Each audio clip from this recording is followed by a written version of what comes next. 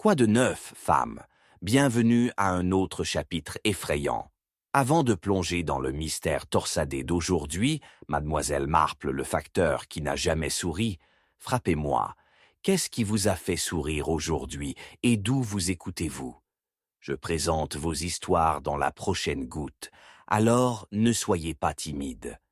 Maintenant, prenez votre thé, tamisez les lumières et préparez-vous. Parce que rien dans les chuchotements dans le brouillard n'est jamais ce qu'il semble. Chapitre: l'arrivée du facteur. L'immobilité du petit matin à St. Mary Mead s'est brisée comme du verre lorsqu'un cri a percé l'air, faisant écho à la silence humide des voies étroites. Mademoiselle Marple, tendant discrètement son jardin, a gelé à mi-preille, sa main saisissant les cisaillements, tandis que le son résonnait des pierres de silex altérées des chalets qui l'entourent. Juste quelques instants auparavant, le village avait été drapé dans un brouillard tranquille qui pendait bas, chuchotant des secrets, parmi les haies courtisées et les ruelles étroites, un contraste frappant avec la terreur primaire qui s'éclate de la direction du bureau de poste. Elle se tourna vers la source, son cœur s'accumulant avec une compréhension presque instinctive que tout n'allait pas bien. De l'autre côté de la rue, Madame Crump, les cheveux roux de la vie à peine entretenue et sauvagement touffés, ont ouvert sa porte peinte au bleu, les yeux écarquillés de peur. « C'est le nouvel facteur », cria-t-elle, sa voix tranchante et teintée d'hystérie. Il s'est effondré sur le porche. Sans un instant d'hésitation, mademoiselle Marple a éclaté sur son chemin, avant, l'odeur de rosée tôt le matin se mêlant à la faible bouffée de pain grillé, brûlé de la cuisine Crump. Le pouls du village s'accélère alors que des têtes curieuses regardaient à travers des fenêtres à cure de dentelle, des visages tordus dans des expressions de peur et d'excitation mêlées. Alors que la foule s'épaississait autour du bureau de poste, l'esprit de mademoiselle Marple a couru à travers 1000 possibilités. Une crise cardiaque, une maladie soudaine, ou quelque chose de bien plus sinistre. Elle s'agenouilla à côté de l'homme tombé, son sac postal qui s'ouvre à côté de lui, des lettres se répandant sur les pavés comme des espoirs perdus. Il gisait salaud et toujours, une brillance de sueur sur son front, alors que Madame Crump le brouille d'un chapeau endommagé. « Il est terriblement jeune, » marmonna-t-elle, regardant les yeux sur mademoiselle Marple, son visage une étude en préoccupation. Quelle sorte de facteur s'effondre comme ça? Peut-être que l'un a crié de secret, a répondu mademoiselle Marple, ses yeux se rétrécissant alors qu'elle examinait les traits de l'homme, sharp et angulaire, ne trahissant aucun signe de maladie encore apparente. Avec des doigts habiles, elle a atteint les lettres, se concentrant attentivement sur les adresses, son esprit taquinant les fils d'intrigue qui les traversaient. Les villageois murmuraient, leur curiosité suffisamment épaisse pour couper dans l'air froid, mais mademoiselle Marple les a fait taire avec une main levée. Ses instincts ont perfectionné que n'importe quelle lame. « Qu'est-ce que c'est ça ?» murmura-t-elle, scannant les adresses, son front en sortant à une enveloppe particulière, heavy, formelle, adressée à Madame Eleanor Beresford, sa propre écriture pittoresque et légèrement craquelée indubitable. Pourquoi avait-il livré H.E.R. lettres? Elle avait vu Madame Beresford hier, vif et bavardé sur la fête du jardin du village. À ce moment, une soudaine secousse de mouvement a éloigné son attention des lettres. Le jeune Thomas, le fils du boulanger, a poussé à travers la foule, son visage un masque de bravade jeune, mais teinté de malaise. « Il était ici la nuit dernière », a lâché Thomas, ses mots tombant comme de la chapelure d'un sac. « Le nouvel facteur. Je l'ai vu parler à la vieille Madame Beresford devant sa maison. » À la mention de Madame Beresford, l'esprit de Miss Marple a fait le tour de la vie, passant à travers la vigne du village. La vieille fille hébergeait ses propres secrètes ces derniers temps. Les découvertes du marché ont fait allusion à un héritage caché et aux liens effilochés des obligations familiales. De plus, a poursuivi Thomas, il avait l'air bizarre. Il avait ce grand vieux livre avec lui. Mademoiselle Marple a remonté. Un livre, dites-vous? Elle poussa les yeux avec l'étincelle de la déduction. Et en avez-vous aperçu, mon cher garçon? Thomas secoua la tête, un ruban de regret traversant son front jeune. Les ombres ont grandi longtemps alors que les villageois se déplaçaient nerveusement, le poids de quelque chose de bien plus profond qu'un facteur inconscient coulant dans leurs os. Reprochez le docteur Hawthorne, a ordonné mademoiselle Marple, sa voix stable. Je soupçonne que notre ami ici pourrait nécessiter plus qu'un peu d'espace de respiration. Madame Crump haleta. Mais Miss Marple, il est peut-être mort. Ou il peut être loin de là, répara-t-elle, la voix maintenant basse et contemplative. Mais s'il ne l'est pas, je crains qu'il ne se réveille à un village des plus dangereux, en pratiquant des secrets et des histoires qui supplient de se répandre. Marquez mes paroles. Les murmures de la foule résonnaient mal à l'aise, alors que Miss Marple se concentrait sur l'homme. Avec des scintillements de préoccupation rayonnant de tous les côtés, elle a pris un bref instant pour inspecter le facteur de plus près, prenant note du petit cahier en cuir rayé, jetant maintenant le coin de sa tunique.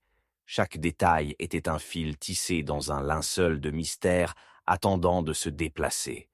Soudain, le facteur toussa, ses yeux s'ouvrant, la panique brillante en eux.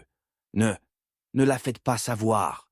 Il se raspa, agrippant sa main plus serrée tandis que les villageois haletaient. La tension qui s'adresse autour d'eux, se bousculant pour l'espace au milieu d'un choc et d'une suspicion. Qui ne devrait pas savoir? Mademoiselle Marple a imploré doucement, son cœur, battant comme des confessions et des peurs, se tortillait sous la surface de ses yeux désespérés comme un serpent enroulé. Mais avant qu'une réponse ne puisse émerger, une voix retentit, franquelle. Qu'est-ce qui semble être la question? La voix appartenait à l'inspecteur Cray, l'homme même a convoqué la semaine précédente pour enquêter sur un vol mineur, mais s'est maintenant approché avec une vive alerte, comme si elle ressentait la gravité de la scène. Avant que le facteur ne puisse parler, la foule se déplaçait à son arrivée, une tension s'élevant alors que mademoiselle Marple a senti le tissu du jour se détendre davantage. Elle a réalisé, avec l'horreur naissant, que personne ne pourrait quitter ce matin inchangé, car ils étaient tous des partis d'un intriguing fusible, leur vie désormais enchevêtrée dans un réseau de secrets, et le soupçon de motifs sombres superposés sous leur façade polie. Mais au milieu de la peur, palpable, alors qu'elle regardait dans les yeux larges du facteur, une pensée singulière la frappa.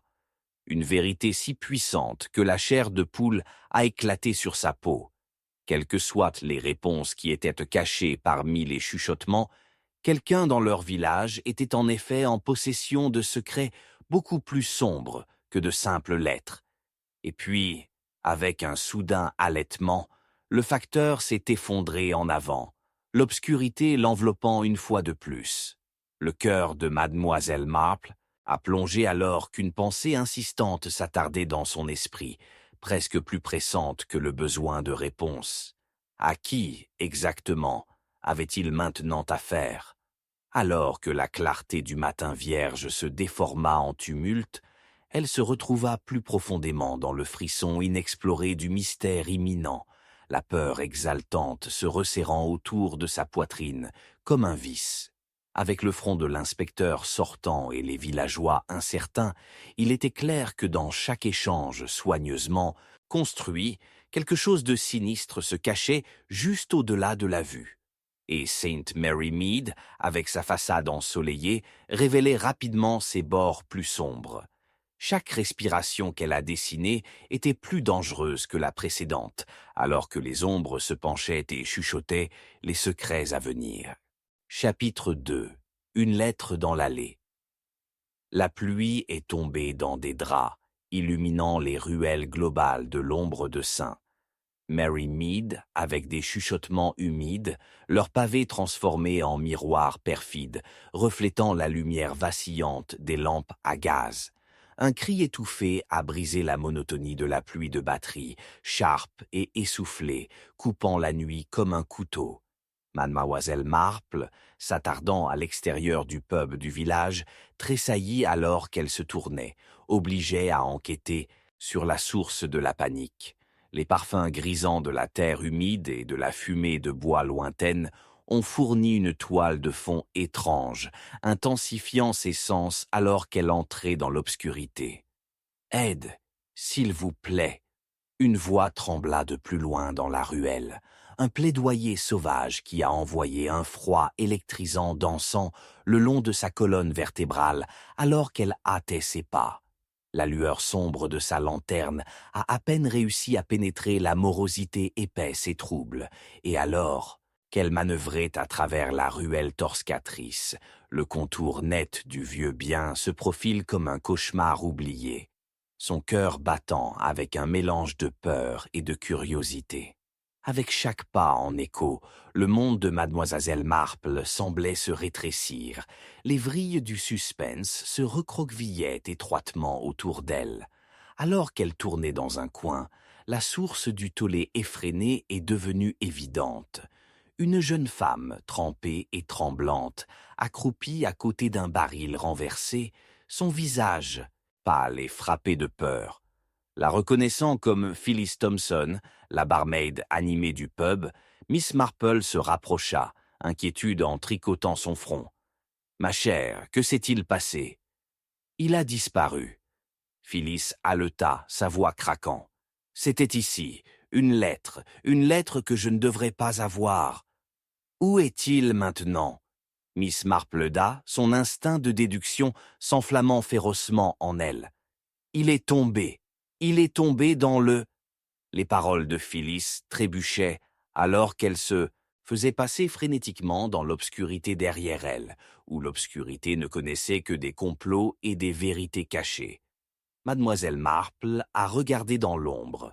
« Easy maintenant, respirez », a-t-elle indiqué doucement, reconnaissant l'anxiété accrue, lacère la voix de la barmaid. « Réfléchissons cela. » Un silence fragile emmailladait la ruelle, épais avec le bruit de la pluie et le motif effrayé des respirations de Phyllis.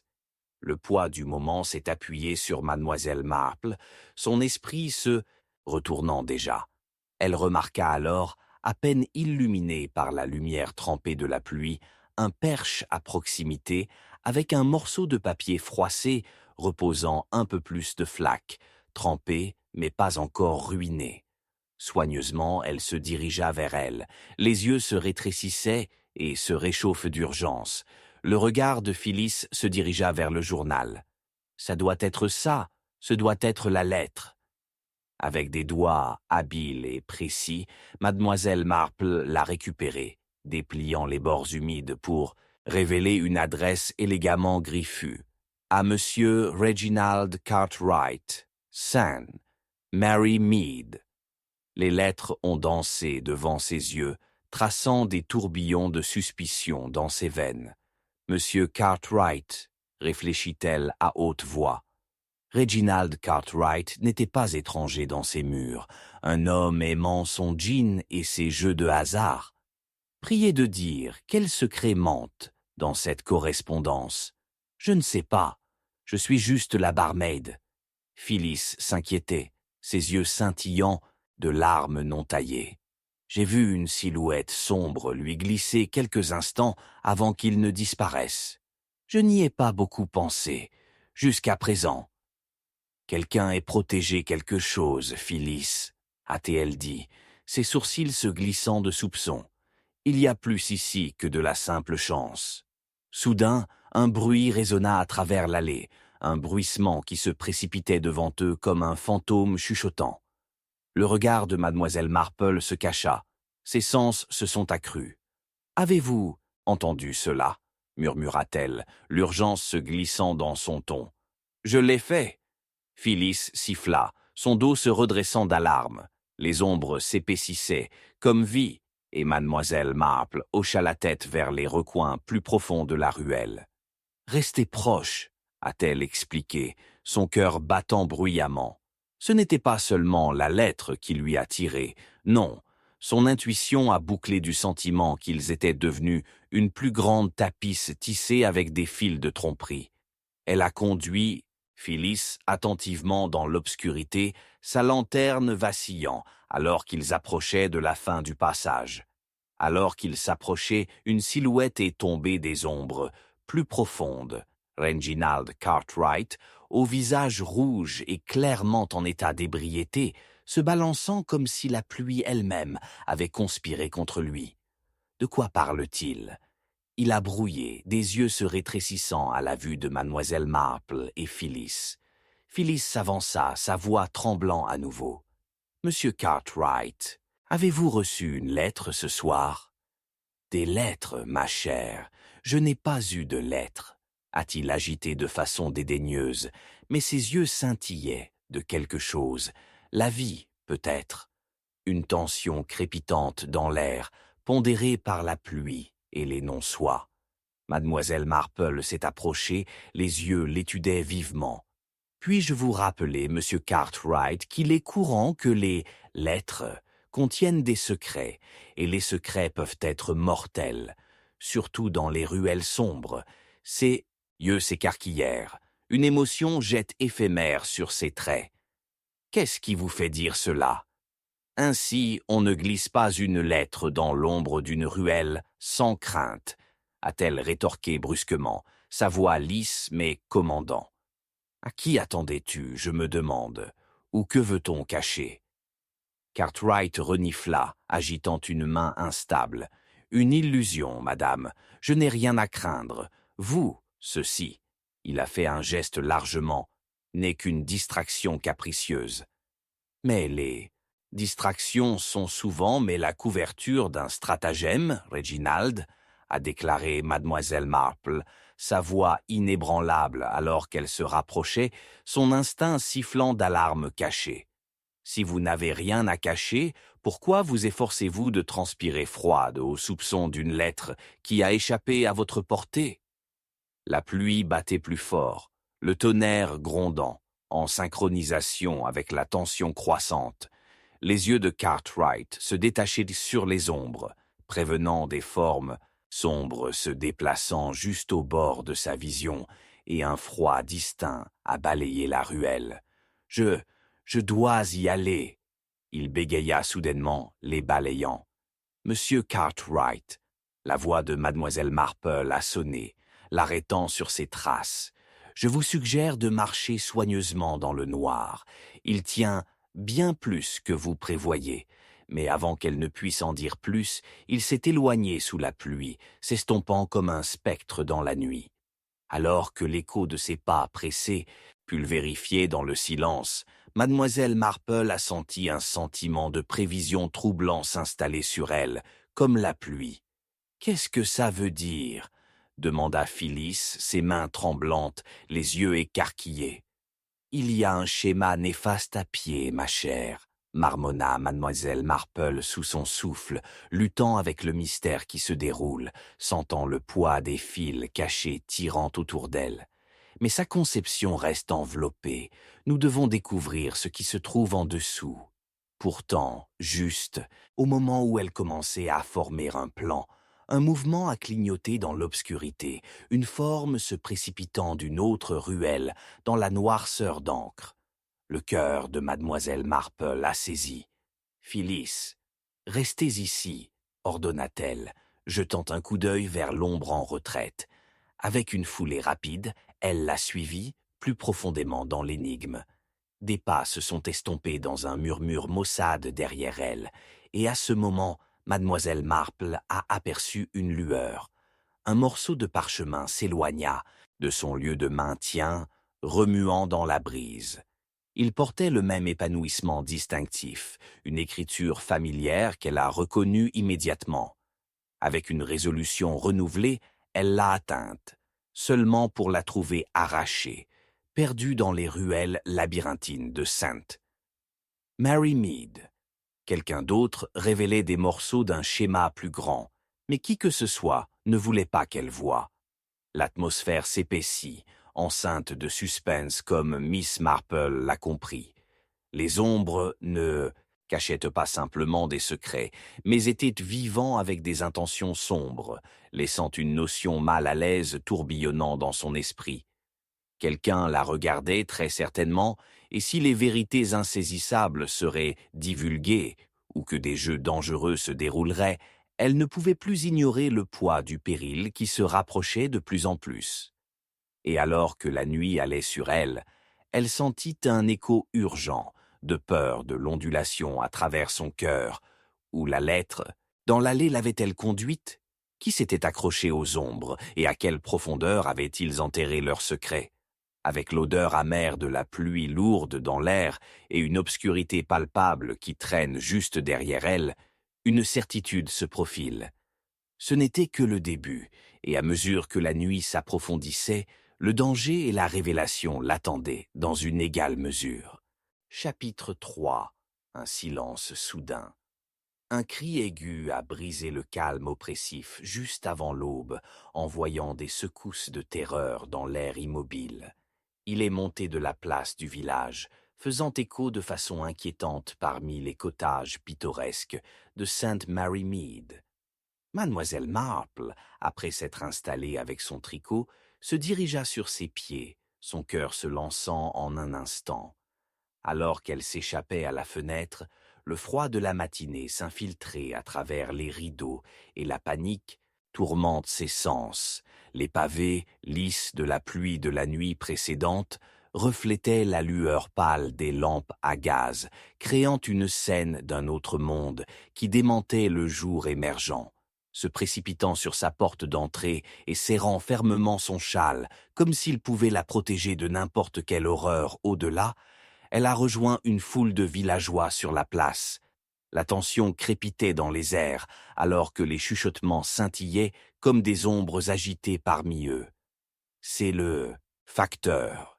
Il a été retrouvé.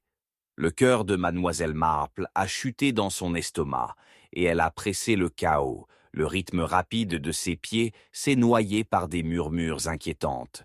Ce qu'elle a trouvé a envoyé une vague d'effroi qui traverse elle. Le facteur, M. Baxter, était étendu sur le sol, son visage pâle contre les pavés qui ont été assombris par son sang, un contraste étrange avec la sérénité du matin. De petites lettres froissées jonchaient la zone comme des feuilles tombées, leur contenu enfoui dans les profondeurs troubles de la catastrophe qui les entoure. Le gendarme du village, la gendarme Pierce, se tenait à côté du corps, son expression un mélange d'incrédulité et d'horreur, alors qu'il interrogeait la scène avec des mains tremblantes. Que s'est-il passé ici? Miss Marple s'est demandé, sa voix raffinée se stabilisait au milieu du tumulte, mais son cœur battait la course, alors que les implications envoyaient des vrilles glacées à travers ses pensées. Était-ce l'aboutissement des nuances sombres qu'elle avait ressenties plus tôt? Il venait juste de livrer le poteau du matin, balbutia le gendarme, son regard scintillant nerveusement entre mademoiselle Marple et la forme sombre devant eux. Je n'ai rien vu. Sûrement quelqu'un a entendu ou vu quelque chose, a-t-elle pressé, son esprit affûtant chaque seconde qui passe. Ses yeux ont parcouru la foule, scannant des visages gravés de confusion et d'effroi. Puis son regard est tombé sur madame, Hyacinthe Brookfield, la dame apparemment inoffensive qui s'occupait du magasin de fleurs du village, maintenant pâle et agitée. Mademoiselle Marple se tourna vers elle, intrigue à piquer. « Dites-moi, madame Brookfield, vous gardez souvent un œil vigilant de votre boutique.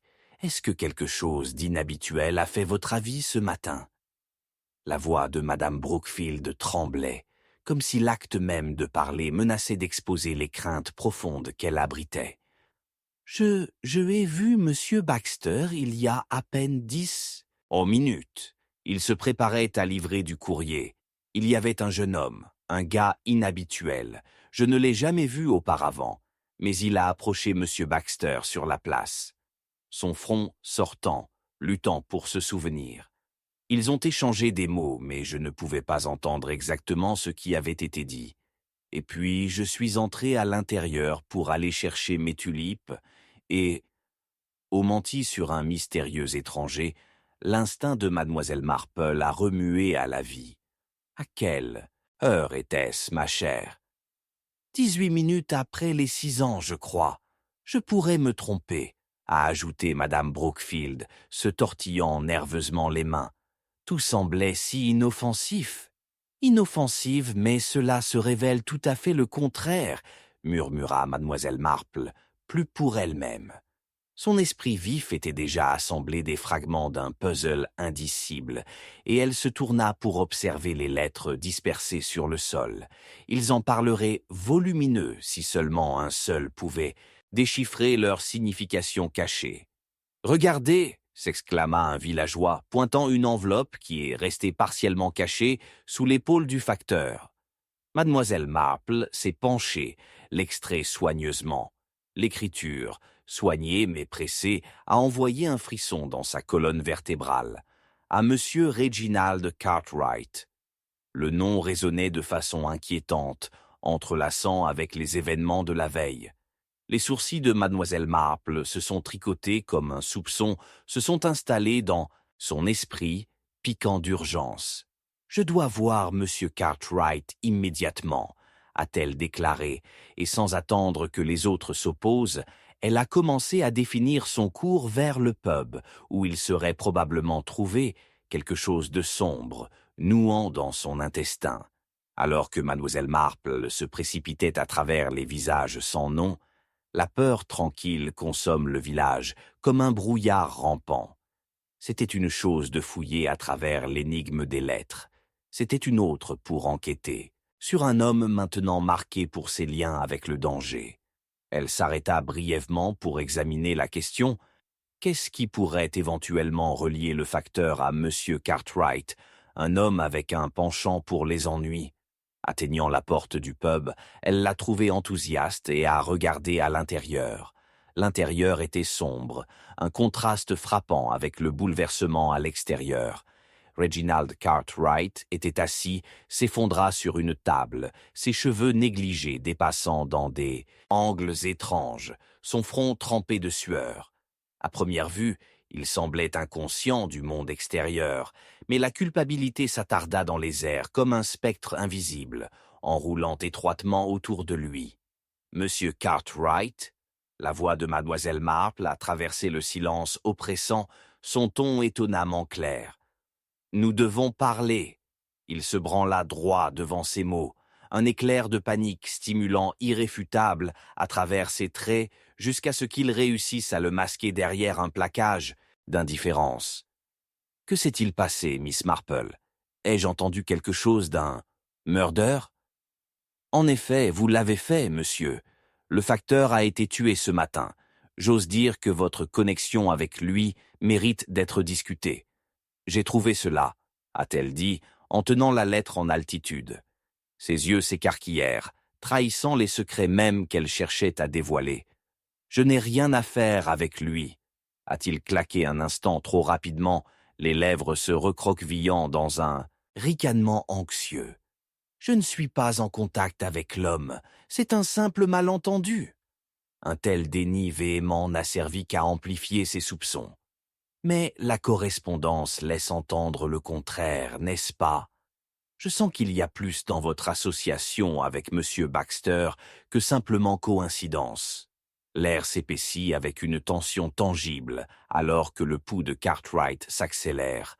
Les ombres, jouant sur son visage suggérant qu'il cachait quelque chose de sinistre. « Vous ne comprendrez pas le... » « Puis éclairez-moi » a-t-elle mis au défi, allant plus loin dans l'obscurité, en fermant la distance.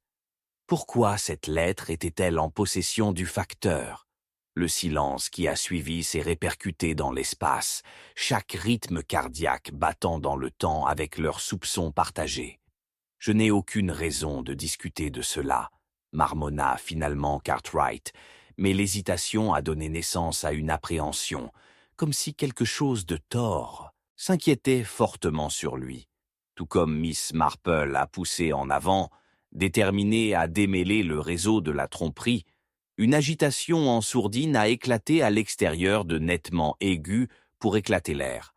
Avec des pensées horribles, elle se précipita vers la fenêtre.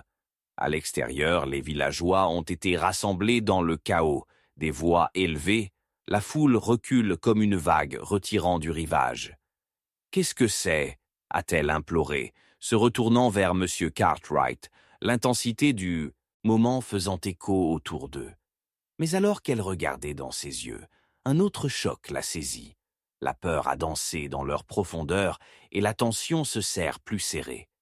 Puis, de la mêlée, une petite silhouette trébucha vers l'avant, à bout de souffle et paniquée, à bout de souffle qui s'accrochait à son cœur.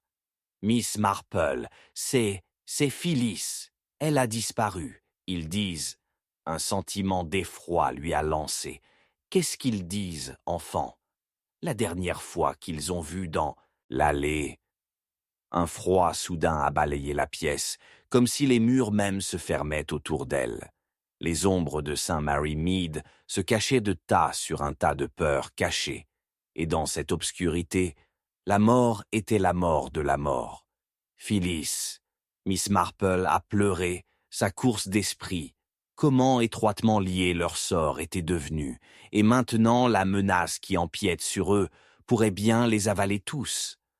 Alors qu'elle faisait un pas vers la porte, elle sentit le poids de quelque chose, d'invisible se cachant derrière elle, une sombre réalisation se rendant dans les profondeurs de son âme. Quelque part, quelqu'un regardait, et ses efforts pour retirer le voile la conduiraient inévitablement au cœur de la tempête. Serait-elle en mesure de trouver Phyllis avant que l'obscurité n'en affirme un autre? Alors qu'elle se prépara pour sprinter dans le chaos, une pensée effrayante a davantage enraciné ses peurs. Se pourrait-il que les secrets mêmes qu'elle essayait de dénicher étaient ceux qui ont été mis en mouvement pour l'éteindre entièrement? Chapitre 4. Ombre dans le jardin. Une telle fissure de tonnerre a résonné à travers les cieux, un rugissement assourdissant faisant taire les villageois surpris de St. Mary Mead. Puis vint la pluie, nette et violente, une cascade qui peint les pavés sombres comme de l'encre. C'est dans ce déluge inflexible, au milieu des ombres tourbillonnantes, sous les avant-toits de Hawthorne House, que Mademoiselle Marple a fait son chemin à travers le jardin envahi, sentant un air suffisamment épais pour couper avec un couteau. Une lueur de quelque chose de métallique a attiré son attention, reflétant les éclairs éphémères. Instinctivement, elle s'accroupit, son cœur battant la course. C'était une montre de poche ensanglantée, sa chaîne scintillante sous la pluie, et ses mains figées à 6,50. Revenons sur ses pieds. Un froid d'anticipation traversa ses veines. Elle avait été conduite ici, à la fois par son intuition et l'urgence des découvertes tragiques de la soirée passée. Quel secret était enterré sous le feuillage emmêlé? Des secrets que la façade pittoresque de Hawthorne House et de ses résidents apparemment innocents pourrait ne jamais révéler? L'air a frappé en s'approchant de la porte, les ombres se rapprochant derrière elle, et pendant un moment, elle n'osait pas respirer. Le passé inquiétant l'appelait plus profondément dans l'obscurité d'un mystère qui avait pris racine dans l'obscurité du jardin. Alors qu'elle passait par la porte, l'odeur humide de la terre mouillée se mêlait à la légère bouffée de rose qui semblait se moquer du cadre sombre. Le seuil de la salle était recouvert d'un tapis humide, ses fibres lisses avec le suintement et le filet de pluie qui s'était faufilé sous la porte. Elle a remarqué le désarroi, les papiers dispersés et les pétales à moitié entretenus éparpillés à travers le sol en marbre, qui avait vu les affaires ménagères récemment. C'était comme si une tempête avait explosé, non seulement dans le jardin, mais sur les esprits de ceux qui résidaient à l'intérieur. Mademoiselle Marple a entendu des voix douces dans la pièce adjacente, et sur la pointe des pieds, elle entendait Keane alors qu'elle se tenait à attraper des extraits de conversation. 2 personnages se tenaient dans l'obscurité. Madame Emmeline Hargrove, avec ses yeux bleus perçants, et Monsieur Albert Webb, le voisin trop bavard qui a souvent offert des ragots non sollicités. « Je vous ai dit, Emmeline, » a tremblé la voix de Webb, « il n'y a aucun sens à le nier. Baxter était là, la semaine dernière, en posant des questions sur les livraisons, Bills et autres. Mais il y avait autre chose, quelque chose qui mettait mes dents sur le bord. » Mademoiselle Marple s'est rapprochée, le cœur accéléré. Elle se souvenait de la mort du facteur, le linceul de suspicion qui semblait s'accrocher à tous comme un brouillard indésirable. « Oh, vous et vos fantaisies, Albert !» répondit Madame Hargrove, un rire nerveux s'échappant de ses lèvres. « Qu'est-ce qu'un facteur pourrait vouloir avec nous? Just village chatter, c'est tout. Mais ce n'était pas seulement un bavardage. Je l'ai vu avec Cartwright quelques jours avant le sien. Assez. Nous ne parlons pas de telles choses ici. » Sa voix se brisa, tandis que les nuages roulaient épais au-dessus, et un autre grondement de tonnerre résonna à travers la maison. Mademoiselle Marple a tenu son souffle, son esprit air hissing. Le lien entre Baxter et Cartwright devenait de plus en plus troublant. Il y avait peut-être plus qu'une simple coïncidence dans le moment de leur réunion. Si la suspension de Webb était en effet vraie, les implications ont dénoncé dangereusement vers un fil dénué qui peut conduire caché bien plus sombre que de simples querelles de village. En entrant dans la pièce, elle interrompit avec l'air de l'autorité qu'elle commanda si sans effort. « Une belle soirée aux plaisanteries, n'est-ce pas? J'espère que le temps n'est pas trop pour vous, Madame Hargrove. » Les 2 chiffres tournèrent et les joues de Madame Hargrove rougissaient d'une pâleur soudaine. « Miss Marple, nous étions discutés du facteur, oui? Tellement tragique. »« En effet, » répondit Mademoiselle Marple en douceur, regardant la paire de près, remarquant la façon dont Monsieur Webb se déplaçait inconfortablement, les coins de sa bouche se resserrant. « Pourrait-on expliquer votre connaissance plutôt vive avec lui, Monsieur Webb ?» Un silence mal à l'aise s'ensuivit. L'air semblait enceinte de vérités non divulguées.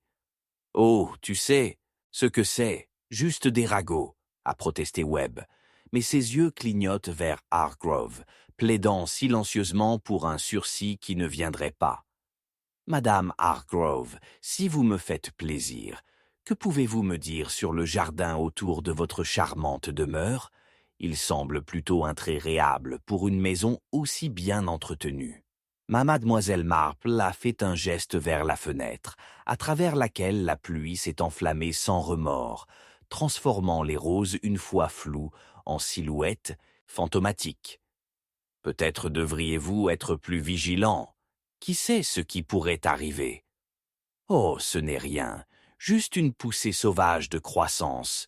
Je peux le gérer. » a répondu Hargrove, mais sa voix trembla, trahissant sa confiance. Mademoiselle Marple a incliné la tête, ses observations fusionnant dans une image plus claire. « Vous semblez instable, ma chère. Il me vient à l'esprit que la dernière fois que j'ai scanné votre jardin, on dirait qu'il comportait moins de stocks sauvages et envahis et plus de la flore respectable que vous avez tendance. » « Peut-être que j'ai pris des vacances du jardinage, » a dévié Hargrove, mais n'a pas réussi à masquer la tension sous-jacente. Des moments si terribles nous ont tous fait un peu distraits. Tout semble plutôt triste, tu ne penses pas? Mademoiselle Marple hocha la tête, mais alors qu'elle restait observatrice, son regard dériva vers la porte coulissante qui a ramené dans le jardin, où les ombres ont dansé avec chaque scintillement de foudre. Distrait en effet, mais un bon jardinier sait quand tailler. Peut-être que ce faisant, nous pourrions perdre la morosité qui persiste. Les lèvres de Madame Hargrove se pressaient ensemble, alors que la panique scintillait dans ses yeux, et Mademoiselle Marple sentait clairement le poids de ses pensées. C'était son mari, qui depuis des années avait été pris dans des dettes amères. Le désespoir pourrait-il la conduire à s'exécuter dans un crime? En nous rapprochant, mademoiselle Marple a remarqué quelque chose d'étrange dans le sol sous la fenêtre, où le rideau semblait de manière inefficace, révélant une parcelle de terre gonflée qui se contractait contre la marée montante de l'eau de pluie. Puis-je demander, avez-vous perdu quelque chose dans ce jardin, madame Hargrove? Quelque chose de grande valeur? Qu'est-ce qui pourrait être là? Elle balbutia, mais c'était un bouclier faible contre la vérité envahissante. Un cri a déchiré les airs de l'extérieur, un son vif et déchirant qui a fait la torsion de l'estomac de Miss Marple. Quoi maintenant? Elle haleta, son esprit se course alors qu'elle se retourna vers la porte, une pensée terrible se déplaçant dans sa conscience. Avant qu'elle ne puisse atteindre la poignée, les lumières scintillaient, plongeant la pièce dans l'obscurité, puis venait un horrible crash. Le son de verre brisé résonnait de la direction du jardin.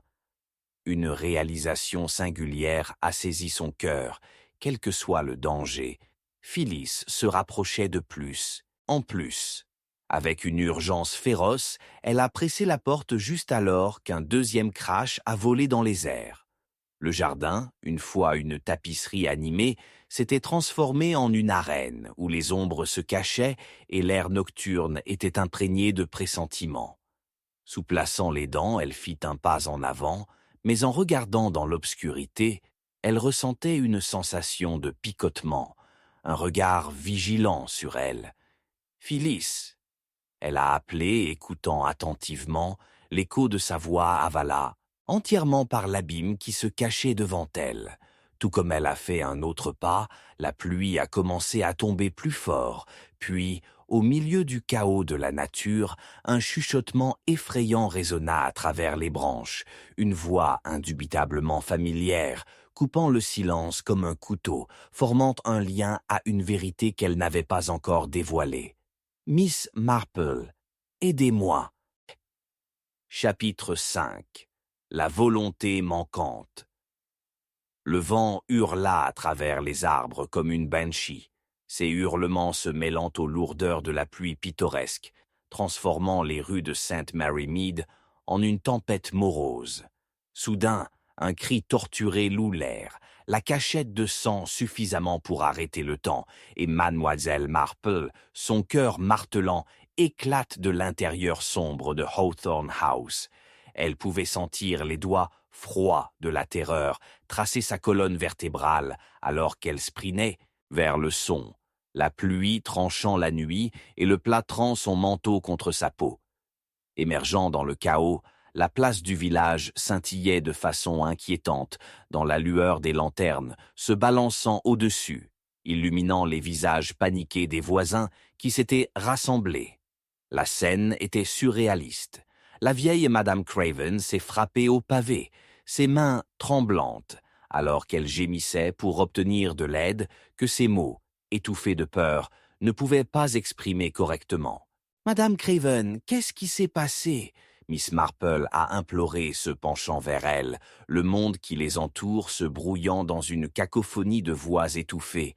« C'est Monsieur Harrington. Il est mort. Dans son étude. » La vieille femme haleta, ses yeux sauvages. Les élèves se dilatèrent comme s'ils racontaient une horreur trop horrible pour comprendre. Le souffle de mademoiselle Marple a attelé. James Harrington, le bienfaiteur aisé dont la généreuse main avait réchauffé beaucoup de foyers froides, gît sans vie. Son estomac se tordit de pressentiment, alors qu'elle se précipitait vers le grand domaine de Harrington, l'air très épais d'une appréhension et d'une histoire tacite. En entrant dans le foyer opulent, elle a rencontré le parfum de bois poli, mêlé de quelque chose d'acide. Le sang, pensa-t-elle, un sombre rappel de la violence cachée derrière le plaquage doré. La pièce était remplie de chuchotements anxieux, chaque villageois se jetant des regards, une tapisserie de suspicion se serrant parmi eux. M. Cartwright se tenait près de l'escalier, pâle comme un spectre, son front brillant sous le feu de gaz vacillant. Il a été retrouvé affalé sur son bureau par la femme de ménage, marmonna Cartwright, l'urgence tremblant dans sa voix. Mais au milieu du chaos, sa dernière volonté, c'est parti. Tout le domaine est à gagner. Ce doit être ici quelque part. À cet instant, mademoiselle Marple a ressenti une secousse horrible d'inspiration, se glissant vers l'étude, sa course d'esprit. Pourquoi quelqu'un voudrait-il que cela sera désespérément? Quels secrets ont-ils hébergés? Avec des mouvements précis tirés d'innombrables années, observant la nature humaine, elle a poussé la lourde porte en chêne entr'ouverte et est entrée dans la luxueuse pièce gâchée par les horreurs qui s'étaient déroulées. Le bureau orné avec ses papiers méticuleusement arrangés contraste fortement avec le chaos qui l'entoure. Le parchemin déchiré a jonché le sol, des preuves de fouilles, hâtives par le personnel à l'étage et a rassemblé des invités. Un verre de whisky a été renversé, un liquide sombre se soutenant parmi les boucles de l'encre renversée, tandis que la plume de Harrington est toujours perchée au bord du bureau, allongé inactif, peut-être un moment final et tumultueux capturé dans le temps. Alors qu'elle scannait la pièce, une lueur a attiré son attention, juste sous une chaise en velours. Un médaillon, doré mais étalé de taches sombres. Cela pourrait à peine être, et pourtant mademoiselle Marple a ramassé le bibelot, froid et inflexible dans sa paume. À qui appartient cela? Elle a réfléchi à haute voix, examinant les initiales gravées sur le dos. M.H., comme si elle était évoquée par la mention du médaillon. Madame Hargrove est entrée à l'intérieur, son comportement transformé de la femme auparavant agitée Miss Marple avait rencontré. Maintenant, elle était prête, son dos droit, bien que ses yeux se mettent nerveusement. « Vous avez trouvé quelque chose, Miss Marple? Un héritage familial ?» Mademoiselle Marple a soigneusement mesuré ses mots. Un médaillon appartenant à quelqu'un nommé M.H. pourrait-il être la femme de M. Harrington? Margaret Harrington. Madame Hargrove raisonnait à nouveau, mais le flash d'hésitation dans son regard n'a pas échappé à mademoiselle Marple. Je crois qu'elle est décédée il y a près de 2 ans, comme cela se présenterait ici. En effet, mademoiselle Marple a remplacé le médaillon dans sa poche, le dissimulant pour une délibération plus tard. Alors qu'elle continuait de parcourir le bureau, elle a noté une ligne particulière de notes manuscrites qui semblaient à la hâte, probablement les dernières pensées de M. Harrington. « Le testament manquant était connu », murmura-t-elle. C'était un aperçu tangible dans un enchevêtrement des affaires sombres. Quelqu'un était prêt à gagner bien plus que le domaine Harrington. « Pensez-vous que cela aurait pu être un jeu déloyal ?» demanda Madame Hargrove, feignant l'innocence, mais ne révélant rien. « Y a-t-il vraiment une raison pour laquelle quelqu'un aurait voulu lui faire du mal ?» Mademoiselle Marple a haussé un sourcil, détectant le léger tremblement de la voix de Hargrove. Cela dépendrait de savoir qui gagnerait, n'est-ce pas? Les arrangements les plus bénéfiques remuent souvent les ambitions cachées. La charité peut facilement se transformer en avidité d'une autre. Après tout, nous ne parlons pas simplement d'un homme, nous parlons de richesse, d'actifs, d'opulence, mais une chose si sordide à considérer. Hargrove trébucha, ses yeux représentant un mélange de répulsion et d'intrigue. Monsieur Harrington était bien aimé, vous devez sûrement le savoir. Oui, bien-aimé peut également apporter une multitude d'ennemis, a répliqué mademoiselle Marple, sentant la tension dans le changement de vitesse de façon résolue. Ce sont les demandes subtiles et les gestes à moitié formés, les craintes qui se cachent, qui reliaient habituellement les points dans son monde, des mystères. Soudain, il y a eu un fort crash du couloir, le bruit du bois éclaté et des pas lourds. Un bruit qui a envoyé mademoiselle Marple se dirigeant vers la porte et son cœur chutant à la pensée d'une autre tragédie se déroulant juste devant elle. Alors qu'elle éclate de l'étude, une silhouette sombre enveloppée dans l'obscurité se profile au seuil. les yeux brillants avec un motif impénétrable alors qu'il disparaissait dans un coin. « Arrête !» cria-t-elle instinctivement. Sans attendre, elle a poursuivi la silhouette, pompant ses jambes durement, tandis que son esprit courait avec des possibilités. Chaque motif, chaque tromperie, tournait en cercle vertigineux sur sa conscience. Mais juste au moment où elle a contourné le coin, la silhouette a disparu dans l'air mince. Son Boris attrapa dans sa gorge, les échos de rire qui se sont estompés sous la tempête se répercutèrent dans l'immobilité, refroidissant sa colonne vertébrale. Mademoiselle Marple pouvait sentir que les fils du passé se resserraient. La mort avait fait une marque permanente sur la communauté. Que s'était-il passé dans l'étude de Harrington? Et qui a-t-il protégé cette ombre vigilante? L'urgence gonflait, une terreur se cachant sous la surface, chuchotant une conversation qu'elle ne pouvait pas encore entendre, mais avait de toute urgence pour reconstituer. La nuit était loin d'être terminée, et avec la volonté manquante, les secrets se sont brouillés entre les vivants et les morts, et chaque révélation a tenu la clé à un péril incalculable. Chapitre 6. Un voyage à travers la tromperie. Un cri effrayant a éclaté de l'embouchure du train alors qu'il se jetait vers l'avant, une cacophonie de métal et de tonnerre se mêlant au cliquetis rythmique de roues sur des pistes en fer.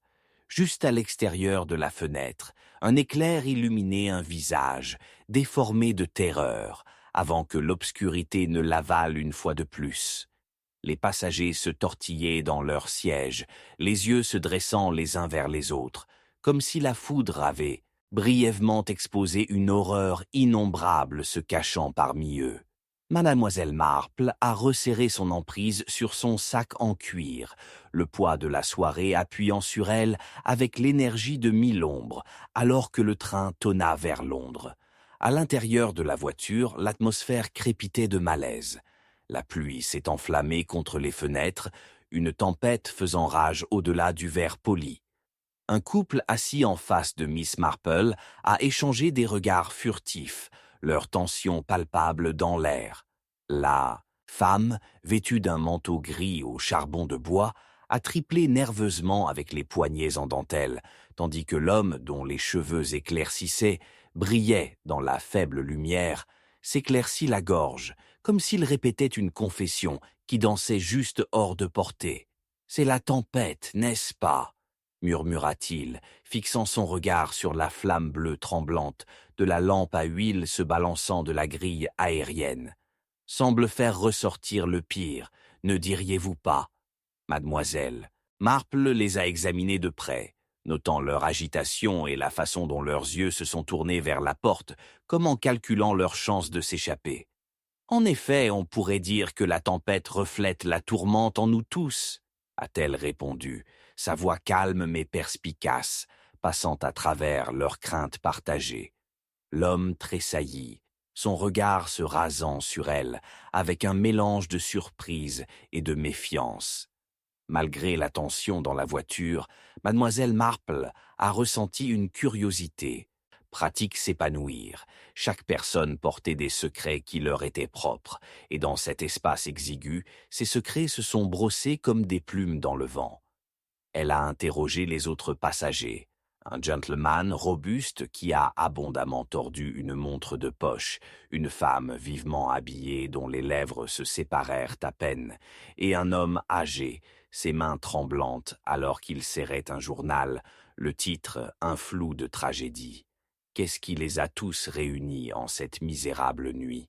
Tout comme Miss Marple a décidé d'engager le gentleman âgé, le train a enfermé violemment, envoyant des cris de peur à travers la voiture alors que les lumières scintillaient de façon inquiétante.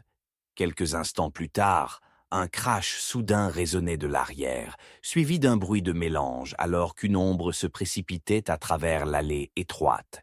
Mademoiselle Marple se pencha en avant, son cœur battant en train de voir la silhouette, un homme, masqué dans un manteau sombre, dont le visage resta obscurci par le collier tiré contre la tempête. « Prudent !» elle a exhorté, évitant son regard de la veuve où la tempête se tordait. Nous ne devons pas laisser la panique prendre les rênes. C'est seulement le temps. Le couple a échangé un autre coup d'œil, la tension resserrant encore plus le tissu de leur silence. L'homme s'est déplacé sur son siège, parlant avec un ton à peine au-dessus d'un murmure. C'était non ordinaire. Peut-être que nous devrions... À quoi, je me demande, interrompit la femme, feignant un regard d'incrédulité alors que ses mains tremblaient visiblement. Cachez-vous? De quoi exactement? Il y avait un avantage à sa voix qui a piqué l'intérêt de mademoiselle Marple, et elle a examiné la paire de près, rétrécissant leur conversation avec la précision d'une horloge bien réglée.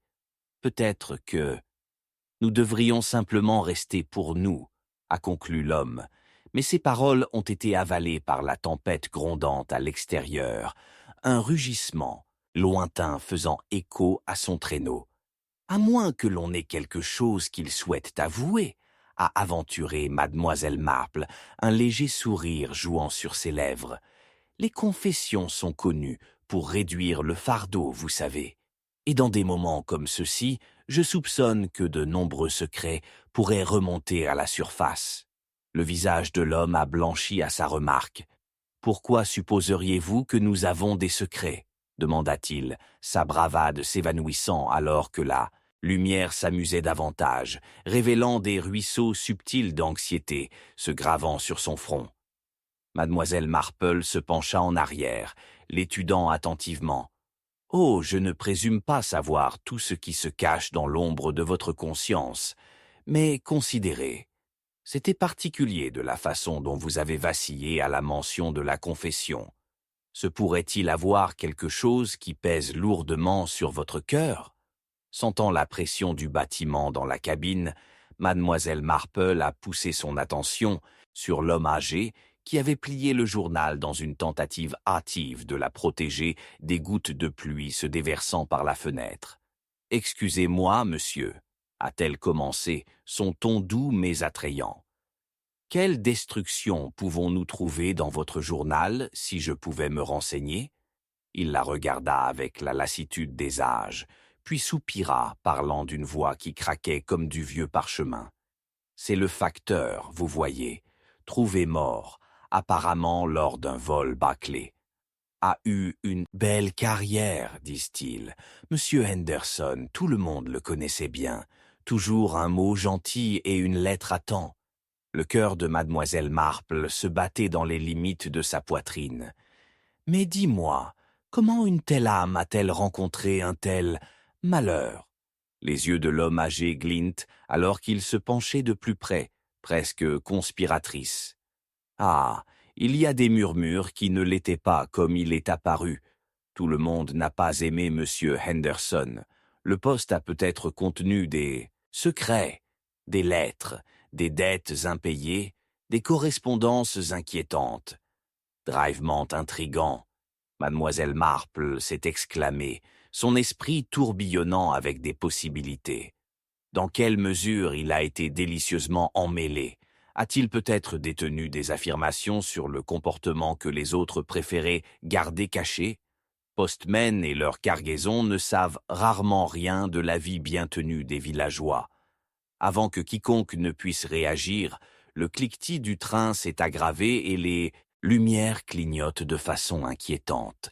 À travers l'obscurité soudaine, le bruit des pas lourds s'est approché, délibéré et épais d'intention. La peur craquela dans l'air, et la présence inquiétante a poussé l'instinct de mademoiselle Marple à ébullition. Manqué.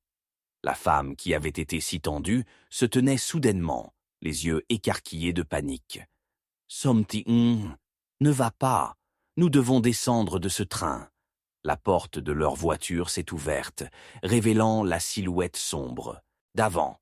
Mais maintenant, quelque chose brillait de façon inquiétante dans sa main, menaçant sous les éclairs de lumière à l'extérieur. Pourrait-il être une arme? « Restez où vous êtes. » L'homme grogna. La voix était interrompue avec une autorité qui crépitait comme l'électricité. Mademoiselle Marple a senti une résolution d'acier se resserrer en elle. « Qui êtes-vous et que voulez-vous » Elle a appelé courageusement alors même que son cœur tonnait contre sa cage thoracique. Nous pouvons sûrement comprendre sans autre violence. Mais l'homme sourit simplement, un flash brutal de blanc qui a disparu presque immédiatement dans la noirceur. Comprendre? Oh, je ne pense pas. Cette nuit n'est pas une question de compréhension. Il s'agit de secrets, et certains d'entre vous souhaiteront les garder enterrés. Et avec cela, il se précipita en avant, coupant dans l'obscurité, et mademoiselle Marple a compris avec un sombre resserrement dans son intestin que la tempête venait de commencer.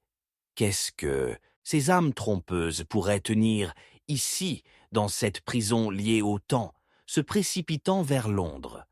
L'arrivée ira au chaos, mais quel secret de la vie du facteur était entrelacé de leur propre?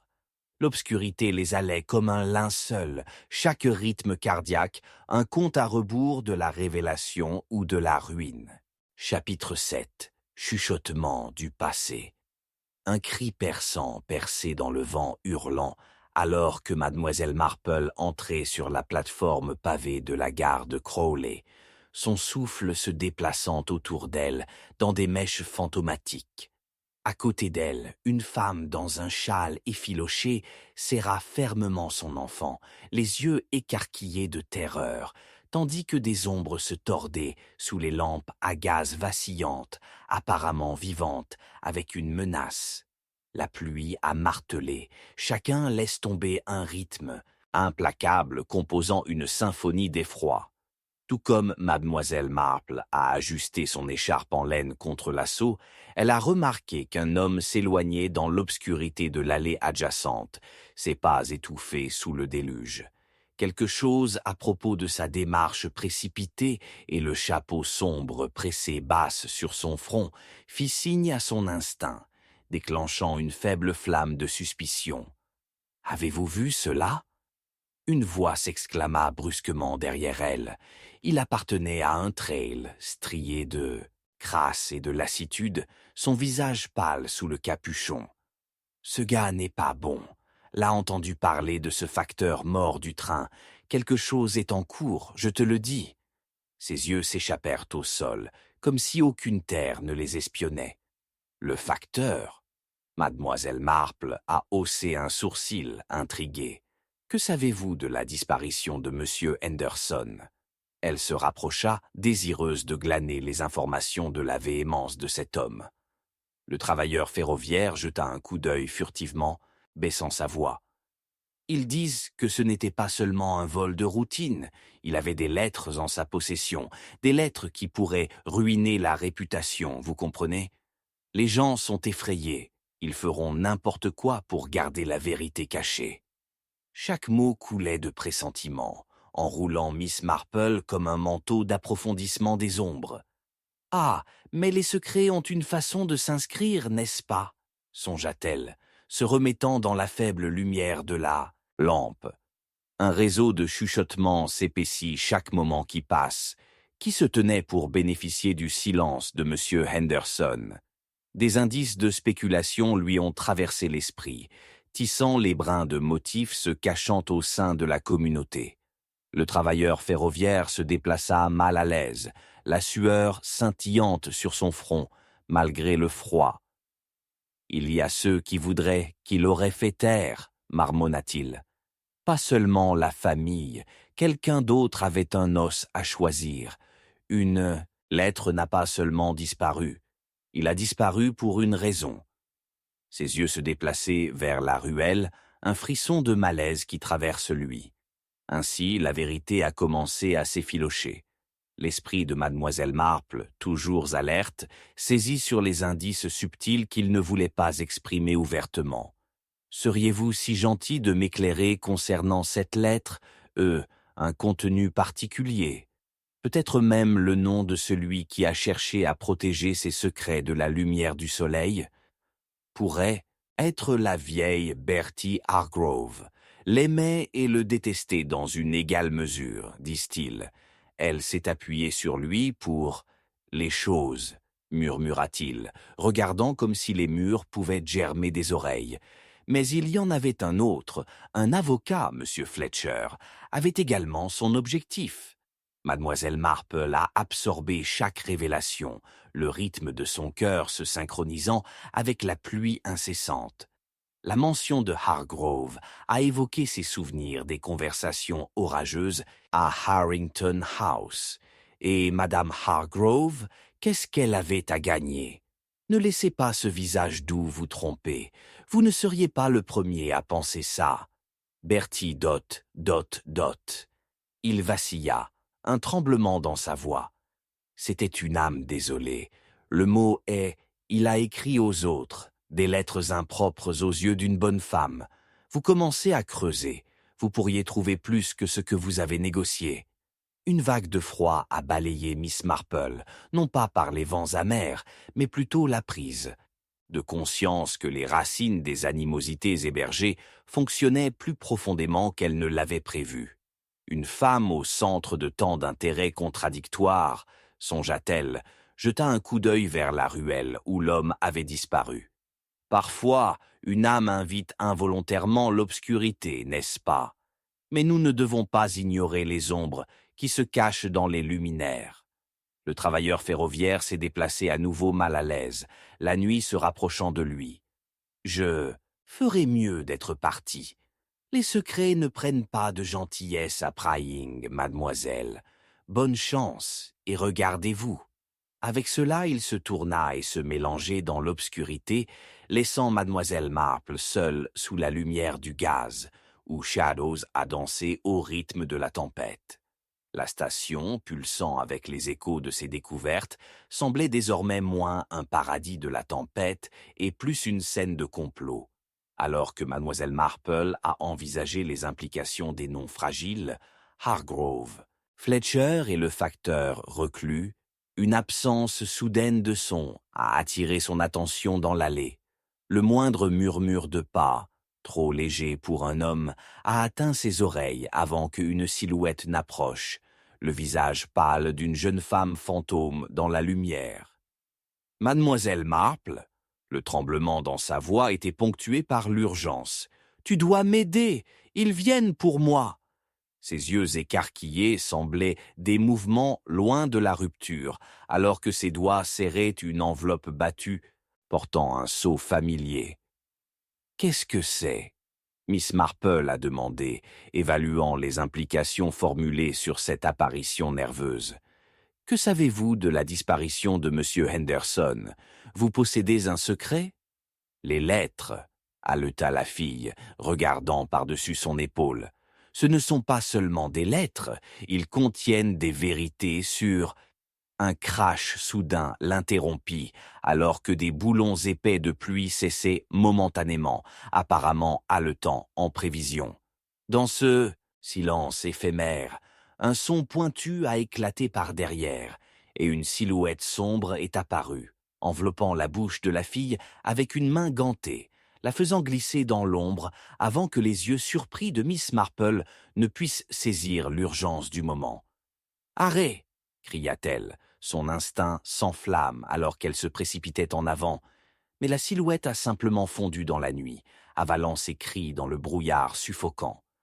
Le souffle pris dans sa gorge, le cœur de Miss Marple a fait la course, l'aboutissement de secrets chuchotés et d'ombres soudaines se fondant dans une tapisserie inquiétante. Qui avait-elle perdu dans l'obscurité et à quel point est-ce entrelacé dans un passé sordide a commencé à faire surface? Elle se tourna pour retracer ses pas vers la gare, son esprit course. La fille avait laissé entendre des vérités puissantes qui en mêlaient plus profondément que la simple tragédie, alléguant dans leur potentiel à démêler un mystère encore plus grand. Qui était venu chercher des réponses dans la tempête? La nuit a pulsé de danger et une vérité indéniable a résonné. Les joueurs de ce drame en cours ont dansé sur le bord d'un précipice et Miss Marple, déterminée comme jamais, veillerait à ce que certains secrets aient finalement été tirés dans la lumière. Chapitre 8. La pièce verrouillée. Un cri de sang a brisé l'immobilité de la nuit, faisant écho à travers les couloirs labyrinthiques de Harrington House, son gémissement lugubre, résonnant des murs ornés comme un glas de la mort. Le cœur de mademoiselle Marple se saisit dans sa poitrine, le son perçant à travers l'enchevêtrement de ses pensées, la pressant dans l'action immédiate.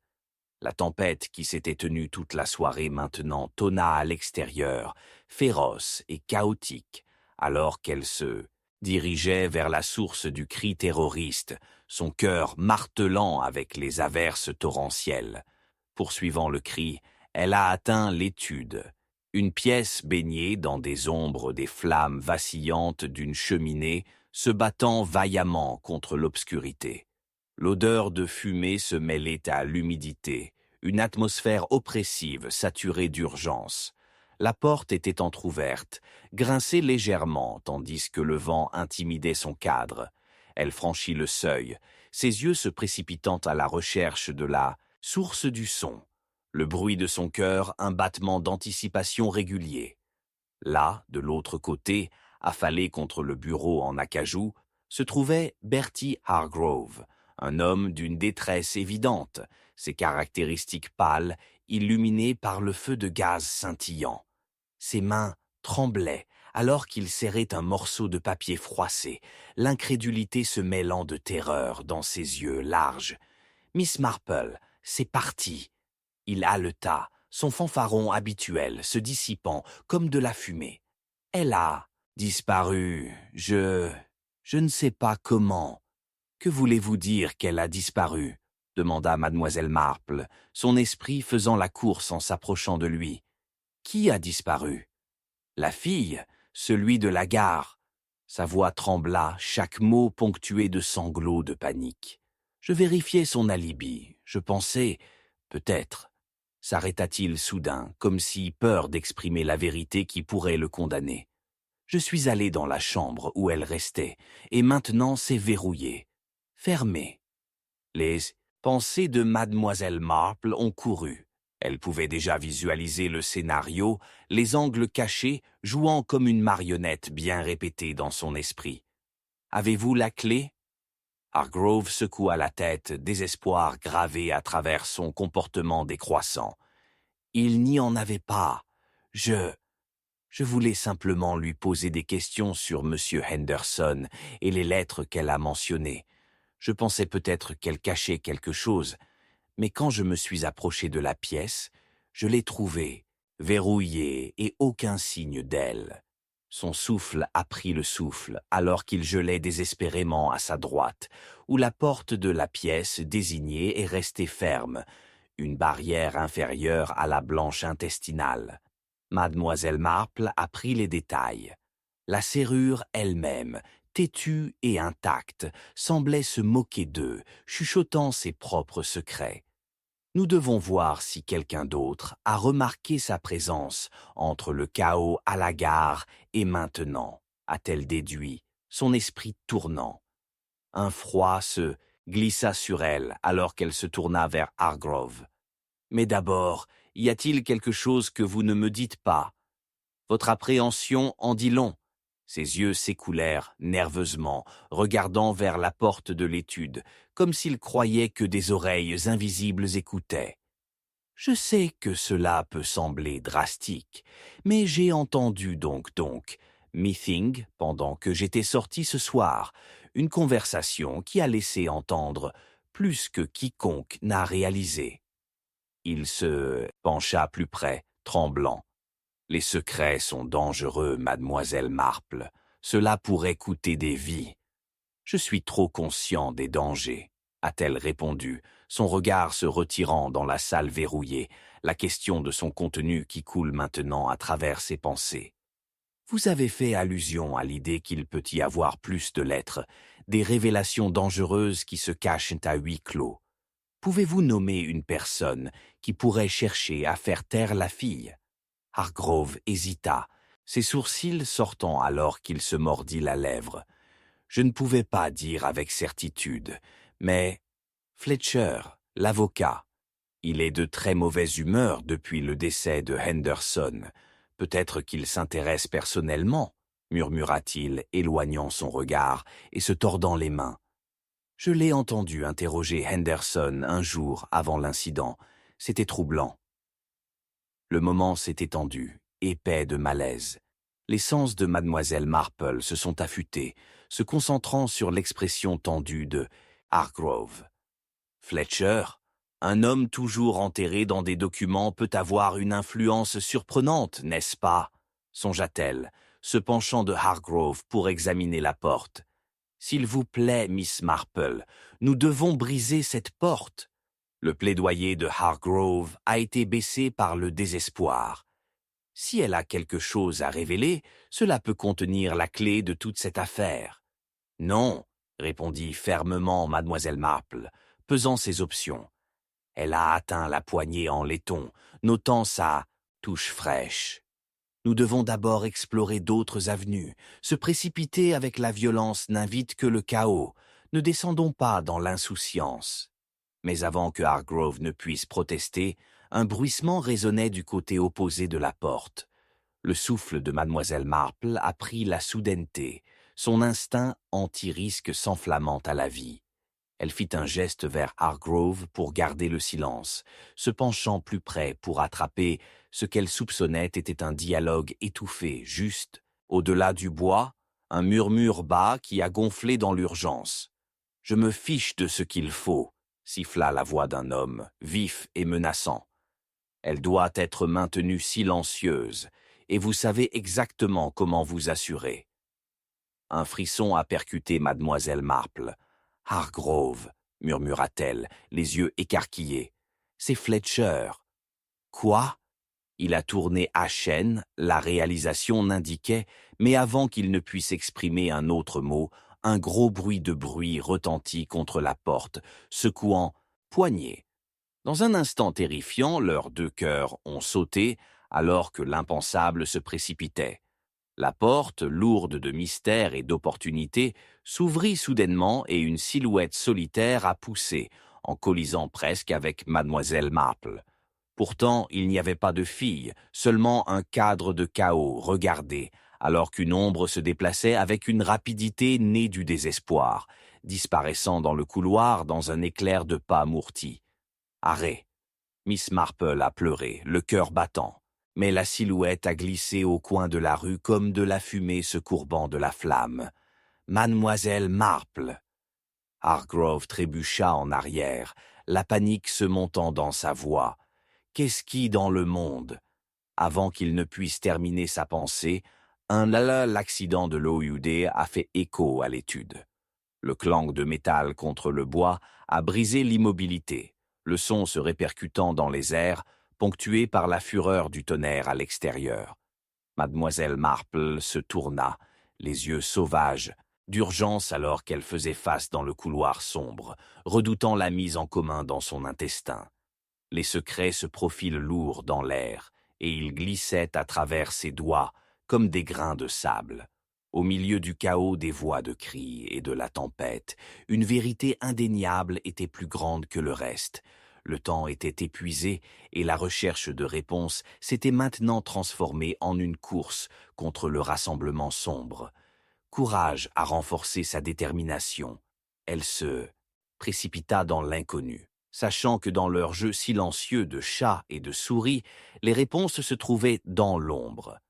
Mais la prise de conscience soudaine qu'une question est restée résonnait cruellement dans son esprit. Qui trouverait-ils en premier, la truth ou la trahison? Chapitre 9. La confession. Un gémissement soudain de sang a éclaté des profondeurs de Harrington House, tranchant à travers la tempête à l'extérieur, comme si un couteau avait percé le cœur de la tempête. Le pouls de mademoiselle Marple s'est accéléré au son, un cri primaire qui parlait de terreur, faisant écho dans les vastes couloirs comme un fantôme cherchant une vengeance. C'était une secousse, déclenchant l'urgence en elle, l'air épais de tension et l'odeur de terre imbibée de pluie et de bois brûlant. Avec des quelques secondes pour rassembler ses pensées, elle se précipita vers la source, la lumière vacillante des flammes jetant des ombres de darting qui dansaient grotesquement le long des murs, La course d'esprit pour répéter les scénarios qui pourraient libérer une telle peur viscérale. En atteignant la porte de l'étude, elle hésita, sa main prête sur la poignée, la souffle prise dans sa gorge, tandis que son instinct se pratiquait avec le chaos qui tournait à l'intérieur. L'illumination de la cheminée a révélé une scène trop surréaliste pour saisir. Bertie Hargrove, ses traits dessinés et pâles, se profile dans le centre chaotique de la pièce, les mains agitées comme pour éloigner les dangers invisibles. C'est terrible, Miss Marple, elle a avoué. Sa voix bégaya d'incrédulité, chaque mot un marteau frappant contre le tampon de la tempête. A avoué? Elle raisonna incrédule, faisant un pas prudent à l'intérieur, la porte grinçant de façon inquiétante. Derrière elle, qui a avoué? La fille, celui de la gare. Les mots de Hargrove ont dégringolé au milieu des respirations chaotiques. Elle a dit, elle a parlé de choses qui pouvaient nous ruiner tous. Je jure que je ne mens pas. C'était si rapide, elle avait peur au-delà de la raison, puis... Il hésita, les yeux se dressant alors qu'il semblait entendre quelque chose juste au-delà des sons normaux de la pluie et du vent. Bertie, s'il vous plaît, exhorta mademoiselle Marple, avec une intensité calme qui démentait la tempête à l'extérieur. Qu'a-t-elle dit? Elle sait ce qui est arrivé à monsieur Henderson. Elle connaît les lettres. Ce ne sont pas simplement des notes. Ce sont des secrets destinés à faire tomber la réputation. Hargrove balbutia, voix tremblante comme une feuille prise dans un coup de vent. Elle a mentionné les noms, mademoiselle Marple, des noms qui pourraient exploiter le pouvoir même dans la mort. Détail, Bertie, pressa-t-elle, se rétrécissant les yeux en observant le battement erratique de son pouls visible sous sa peau. Quel nom? Il déglutit, redoutant la mise en commun dans son instinct. Fletcher et quelqu'un d'autre. Frank Bridges, le facteur. Il est impliqué, je suis certain. Bridge? Un nuage sombre semblait se rassembler sur l'esprit de Miss Marple. Le facteur insaisissable, toujours une énigme dans les fils de ce mystère, sa présence persistante comme une réflexion après coup à moitié vergogue. Pourquoi n'avait-elle pas tourné son attention vers lui plus tôt? Qu'a-t-elle dit d'autre? Mais au lieu de répondre, l'expression de Hargrove s'est transformée en panique. Nous aurions dû appeler la police. Il est encore temps, je ne peux pas continuer comme ça. Il se déchaînait dans le chaos lui-même, ses mains saisissant vainement à l'air mince, alors qu'il se penchait vers elle, les yeux écarquillés et vitreux. S'il le découvre, Bertie, sa voix traversa le vacarme de ses pensées tumultueuses. Écoutez-moi, où est la fille maintenant? Mais avant qu'il ne puisse répondre, un bruit sourd résonna du couloir, gelant les deux sur leurs traces. Mademoiselle Marple a tourné la tête vers le son, comme si elle était tirée par des cordes invisibles, chaque instinct l'exhortant à inspecter l'obscurité au-delà de l'étude. « Restez ici, murmura-t-elle, bien que son cœur la trahît, aspirant à résoudre le mystère, pour chasser les ombres qui passaient devant les bords de l'inconnu. Alors qu'elle entrait dans le couloir, l'atmosphère oppressive pesait lourdement sur elle. La bougie scintillait de façon irrégulière, créant des fantômes dans les coins de sa vision. Elle le sentit alors, une présence cachée juste hors de portée, une respiration accélérée sur son cou. La silhouette insaisissable qui s'était éloignée il y a quelques instants n'était pas loin. Perception aiguisée par l'expérience, elle a jeté son regard dans la nuit. La fin du couloir se tenait désormais baignée de silence étrange, mais à l'approche, elle ressentait la tension persistante qui crépitait dans l'air à chaque rythme cardiaque. « Hargrove !» murmura-t-elle, revenant pour le récupérer. L'urgence qui monte en elle. Nous devons suivre. Mais son appel est arrivé trop tard. Il s'était déjà éloigné, attiré dans les ombres, au bord éloigné de l'étude. La panique frappa dans son cœur alors qu'elle faisait un pas en avant, incertaine de ses intentions. « Bertie !» Elle a appelé, la voix traînant dans la sombre incertitude, et puis la terrible réalisation a frappé. Était-il mental? Le désespoir avait-il griffuré sa conscience et l'avait conduit en péril? Le son doux des pas se remet en échappant vers elle, se mêlant à la symphonie de la tempête. Avec urgence, elle a poussé par la porte.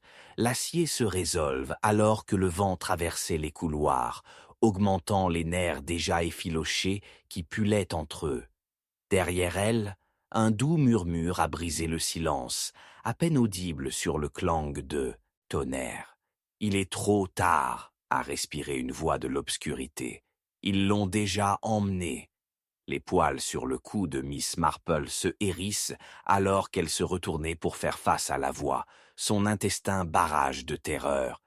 Qui l'a emmenée? Elle a exigé, mais la seule réponse a été une pause inquiétante, épaisse avec une confession imminente qui planait sur la pointe de la folie.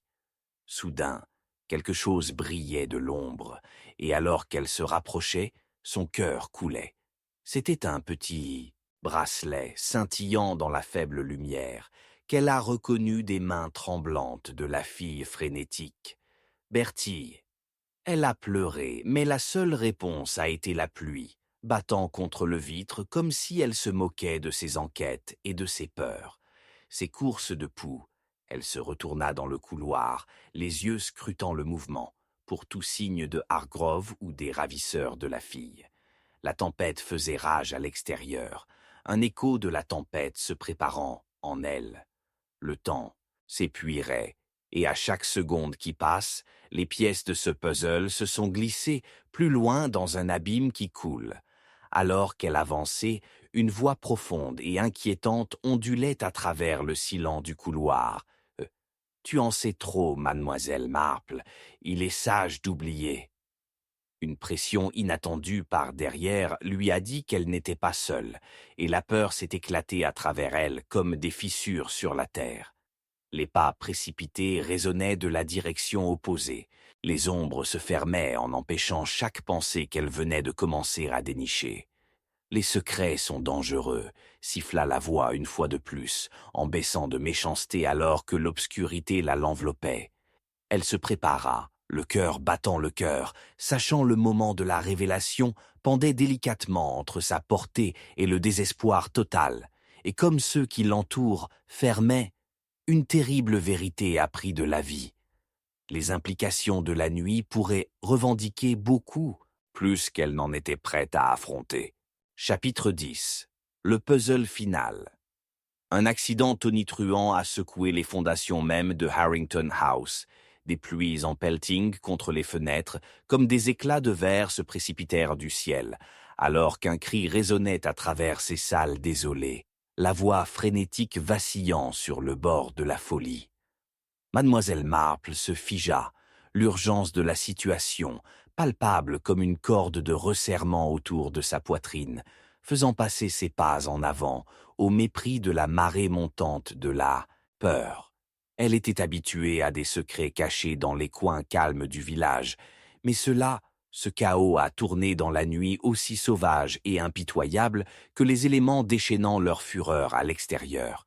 Rassembler tout le monde dans le salon. Elle a appelé, sa voix tranchant à travers les gémissements de la tempête comme une lame passionnée. Elle n'a pas attendu de réponse, sa résolution propulsée par l'urgence brute du moment. Shadows lui a joué des tours alors qu'elle manœuvrait à travers l'obscurité perfide du couloir, son cœur martelant comme un prisonnier contre une cage. La tempête de rassemblement a été reflétée par la tempête de brassage des émotions qui l'attendaient. Tout le monde avait leur fantôme. En entrant dans le salon, elle a trouvé une assemblée hétéroclite de visages familiers, certains teintés d'anxiété, d'autres arborant des masques de noble calme, leurs yeux dardants comme des oiseaux surpris. Bertie Hargrove serra à l'arrière d'une chaise comme si c'était son dernier refuge, sa pâleur frappante contre le bois sombre. Ses yeux passaient nerveusement vers le portrait de M. Henderson, accroché au-dessus de la cheminée, comme s'il maintenait les secrets du monde dans son cadre. « Miss Marple, bégaya-t-il, agrippant le fauteuil plus fort, qu'avons-nous? Que faisons-nous maintenant? Bertie, nous rassemblons ce que nous ne pouvons ignorer, a-t-elle déclaré, rapprochant les autres avec un regard inébranlable. Il est temps que nous ayons mis à nu nos peurs et nos vérités. La fille, celle qui a avoué, ne doit pas être perdue dans cette tourmente. À travers la foule, elle a repéré l'expression vitrée de Madame Dorrington, sa façade autrefois lisse, craquant comme de la glace. Il y a à peine une semaine, elle avait été l'image même du décorum, hébergeant des thés et des soirées avec un charme sans effort. Maintenant, la pâleur de ses joues la trahissa, et ses doigts ont frappé un mouchoir élaboré nerveusement. Ne pouvez-vous pas voir? Mademoiselle Marple, Madame Dorrington intervient, avançant, les mots se répandant comme une avalanche de peur tacite. C'est au-delà de nous. Elle n'est qu'une fille. Et si elle a dit la vérité, alors nous sommes tous impliqués. Impliqués. La voix de Marple a résonné avec l'autorité. Il est impératif que nous abordions le chaos qui nous est descendu, Madame Dorrington. Nous avons tous joué un rôle, volontiers ou à contre-cœur. Confrontons notre rôle dans cette tragédie. Muriel Fletcher, une silhouette, étonnamment composée au milieu de la tourmente, a plissé les yeux, son dédain à peine masqué. Et supposons, mademoiselle Marple, ces confessions n'étaient rien d'autre qu'un cri désespéré? Tu as mis notre sort entre les mains d'un enfant. Muriel, ne rejette pas le fardeau potentiel qu'elle porte, a répliqué mademoiselle Marple, son regard inflexible. Elle ressentait une trouble plus profonde sous la surface du calme de Muriel, une vulnérabilité dans ses respirations à la hâte. Et quand est-il de vous? Quelles assurances pouvez-vous offrir que vos désirs sont intacts dans cette eau trouble? L'air s'épaissit, remplacé par une tension serrée. Muriel tressaillit, son sang-froid vacille.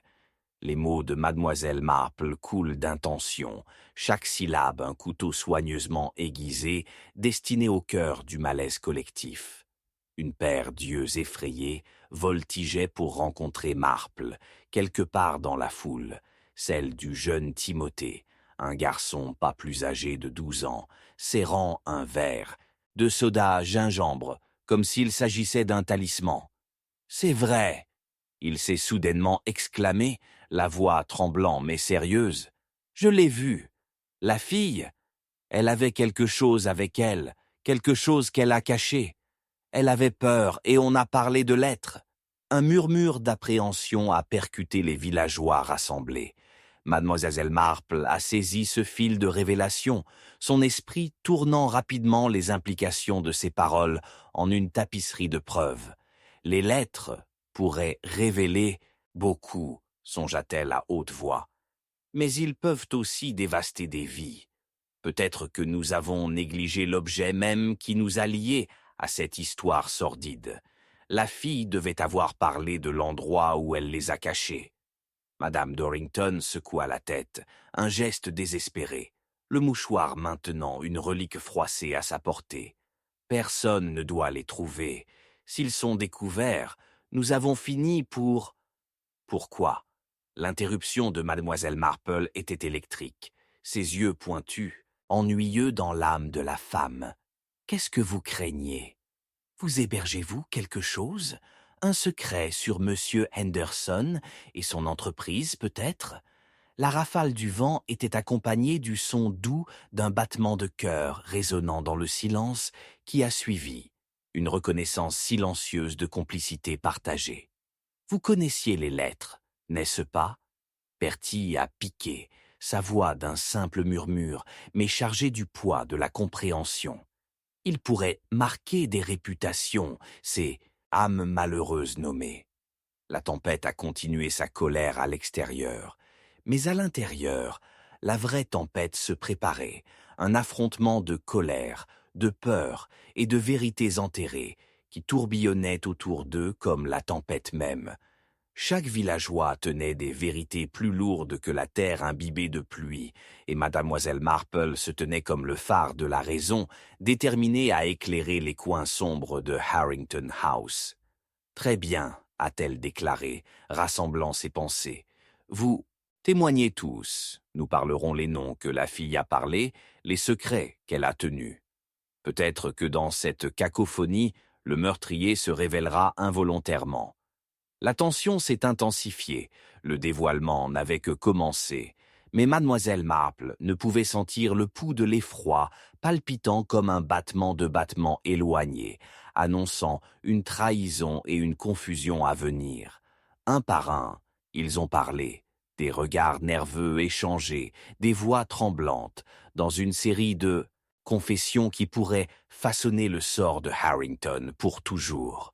Alors qu'ils se blottissaient ensemble, les murs résonnaient avec le poids des mots, jusqu'à ce que la tempête ne semble qu'une simple toile de fond contre la révélation imminente. Jusqu'à ce que, traversant les nuages de leurs secrets, un accident discordant de Beyond the Door a entraîné leurs regards comme des marionnettes sur des cordes. Il s'est ouvert pour révéler une silhouette, trempée et tremblante, un petit glissement d'une fille, lumineux contre l'agitation, mais assez terrifié pour noyer une pièce de silence. Catherine, mademoiselle Marple a appelé à bout de souffle, inondant de soulagement. Mais avant que la joie ne puisse monter sur les vagues de la panique, une réalisation sinistre a saisi la pièce comme un étau de resserrement. Catherine tenait une enveloppe en lambeaux en altitude, un témoin de la conception sinistre.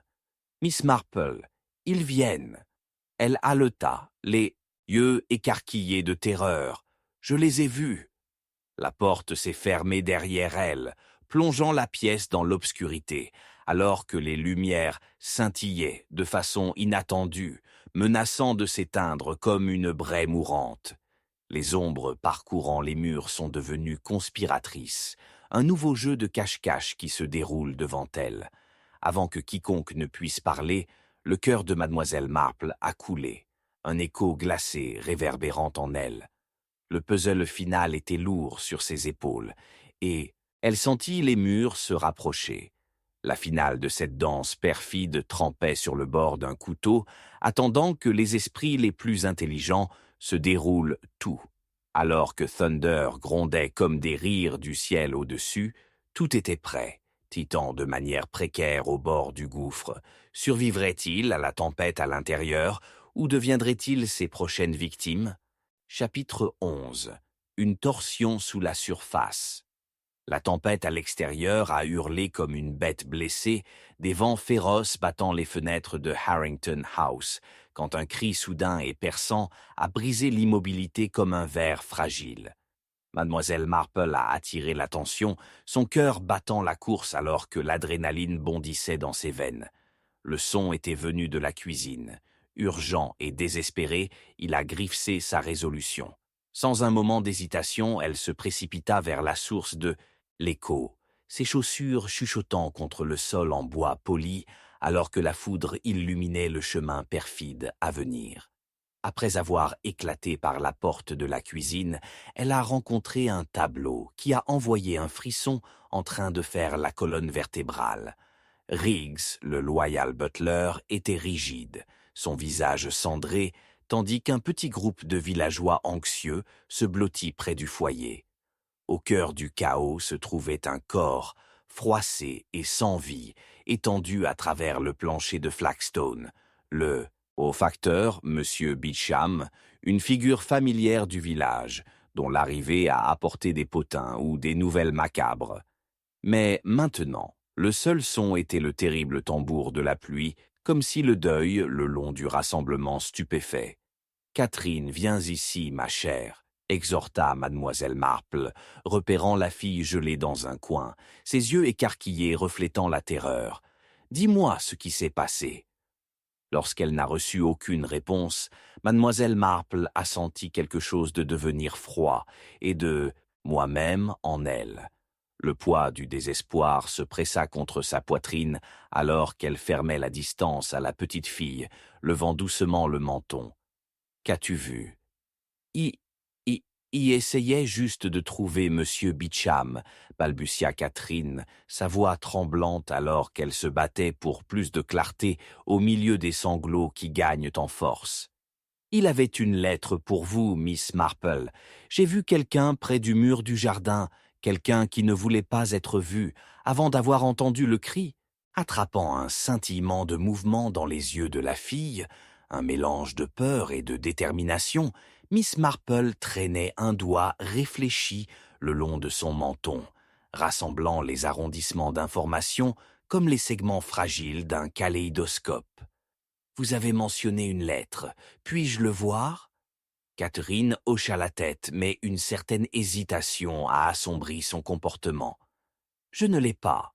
Il le tenait juste, quand j'ai couru ici. » La peur de la voix de la fille a résonné dans la fosse de l'estomac de mademoiselle Marple. Pourquoi était-il ici?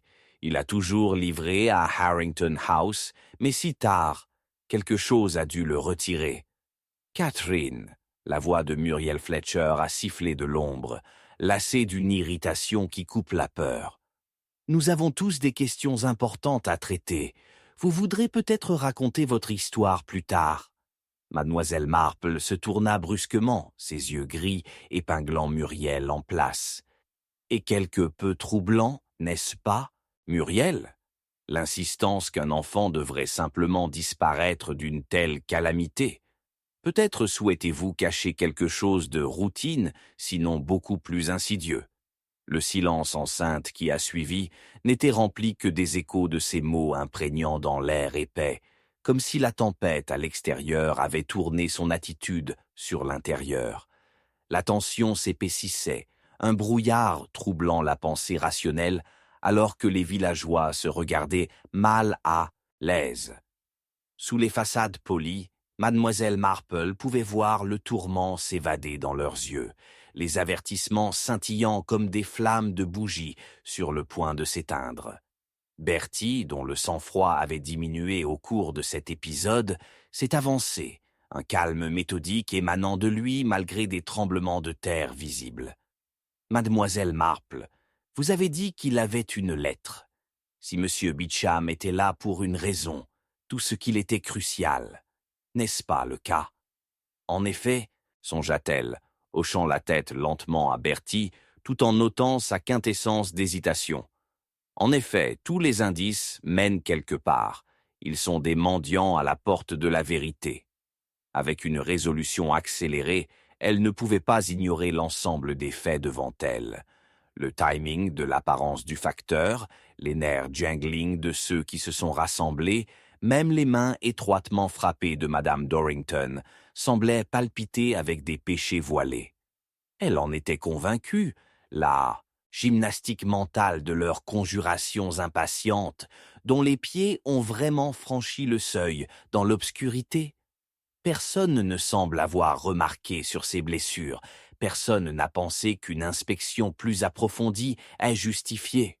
La voix calme de mademoiselle Marple a coulé d'autorité, convoquant leur attention fragmentée sur le corps immobile à leurs pieds. Les chirurgiens d'émotion ont balayé la pièce, certains consternés, tandis que d'autres semblaient rétrécir sous le poids de la culpabilité qui frappe dans les airs. « Il y a une marque sur son poignet !» Timothy a annoncé soudainement des marges, sa voix craquant, comme pour trancher l'épèvre d'indécision. Une marque derrière sa manche, une ecchymose. Ce n'était pas là avant de tomber. « Alors peut-être qu'il n'est pas tombé du tout, » murmura mademoiselle Marple, les yeux se rétrécissant en scannant la pièce. « Il peut y avoir plus à considérer que de simples apparences. Une lettre pour moi? Quelle sorte de correspondance pourrait susciter une telle terreur? » Elle sentit leurs yeux s'affronter alors qu'elle rassemblait les implications. Et pourquoi serait-il ciblé cette nuit même? Alors que des chuchotements urgents se déroulaient à travers l'assemblée, Jenny, la couturière locale, se pencha plus près, son extérieur apparemment inoffensif, trahissant une tourmente bouillonnant en dessous. Visite de fin de soirée, quel que soit le. Et sur les talons de la confession de cette fille, l'improbabilité de cette pensée à enflammer son esprit comme une piqûre d'épingle à un ballon gonflé. La connaissance était une épée à double tranchant, et Mademoiselle Marple brille avec soin dans leurs coins sombres, conscient que les ombres ne s'attardaient pas uniquement dans les murs, plutôt dans les cœurs et les choix. « Invoquez l'inspecteur », commanda-t-elle, sentant les fils qui se désagrègent dangereusement. Si nous devons comprendre ce qui est vraiment en cours, nous devons obliger notre peur à la révélation. Je peux à peine s'attendre à résoudre ce mystère insipide sans les moyens de coopération. Mais ses pensées ont été interrompues, comme un silence surnaturel s'installa profondément dans ses os, épaississant son souffle dans sa gorge. Les yeux de Muruel se sont émettés nerveusement comme un ciel inquiétant. Oud a assombri le seuil, puis les lumières ont commencé à scintiller de façon irrégulière, chaque vague de puissance semblant moins assurée que la précédente. Soudain, une fissure éblouissante résonna à travers la pièce, une brise de verre au-delà de la porte qui a envoyé la foule en arrière sous le choc. L'anxiété s'infiltre comme un brouillard. Tout le monde se prépara. Ensuite, comme par une conception sinistre, le flash de la foudre illuminait une figure qui se cache dans l'ombre, presque spectralement pâle. La réalisation se précipita comme un vent glacial. La vérité s'est cachée à la vue sous des couches de tromperie douce. Une silhouette sombre est apparue, prête à revendiquer une proie sans méfiance. Mademoiselle Marple, une voix borda de venin glissa dans les airs, envoyant des vrilles de redoutables glacés en cascade dans sa colonne vertébrale.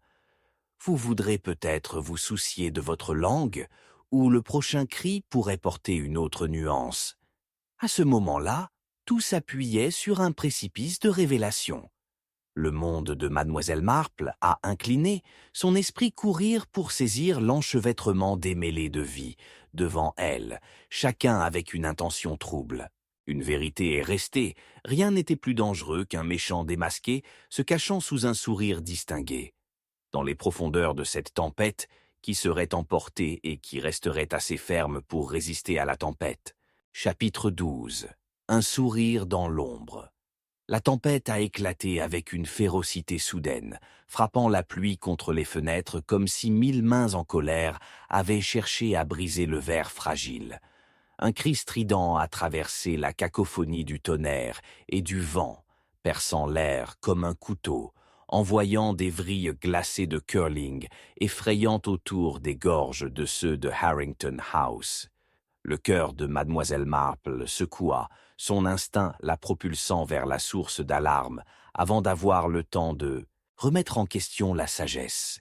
Elle a éclaté dans le couloir faiblement éclairé, les pas en écho d'une foule effrayée derrière elle, chaque rythme cardiaque fort et frénétique dans le silence suffocant qui a suivi le cri. Alors qu'elle tournait le coin, la vue qui rencontrait ses yeux était à la fois terrifiante et surréaliste. Là, étendue à travers les carreaux polis du grand foyer, gisa Muriel Fletcher, son visage pâle déformé d'horreur, une main qui se serrant la gorge comme si elle avait été étouffée par des mains invisibles.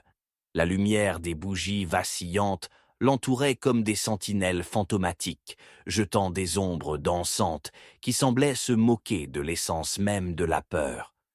Juste quelques instants auparavant, Mademoiselle Marple avait vu Muriel debout, juste à l'intérieur de la cuisine, lançant des barbes dédaigneuses à Catherine, qui elle-même était encore secouée par les événements précédents. Où cette angoisse soudaine pourrait-elle être enracinée? Muriel, la voix de Mademoiselle Marple a tranché l'atmosphère suffocante, l'urgence la propulsant. La foule a gonflé derrière elle, haletant collectivement alors qu'ils prenaient la scène, le malaise tissant dans leurs rangs. Sans s'en rendre compte, ils avaient formé une barricade contre leur propre peur, et dans leur confusion, Mademoiselle Marple a trouvé la clarté. La peur n'a jamais manqué d'exposer les motifs cachés qui se cachent sous des facettes polies. Ce qui s'est passé Elle pressa à genoux à côté de Muriel. À travers des respirations laborieuses, le regard de Muriel clignote avec alarme. « C'était la lettre. Je l'ai vue entre ses mains. Le facteur l'avait. Il m'a prévenu. Je n'étais pas censé voir. » Sa voix secoua en parlant, la panique se tordant autour de ses mots. L'esprit de Miss Marple accourut, s'enroulant autour de la révélation de Muriel comme une vigne qui cherche une lumière. La pâleur de Muriel a grandi en continuant. Il n'était pas censé être ici ce soir, et maintenant, il nous a tous maudits.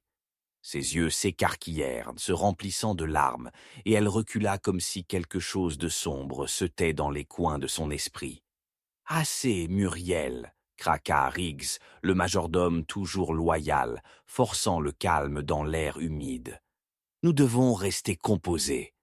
Mademoiselle Marple, elle est sûrement simplement désorientée. » La voix de Riggs portait une nuance de quelque chose de plus sinistre, couvert sous des couches de convenance, un mince voile de désespoir qui l'a combattu durement à maintenir. « Composez-vous, Riggs !» interdisait mademoiselle Marple, sentant une traction insistante, creusée plus profondément dans la vérité.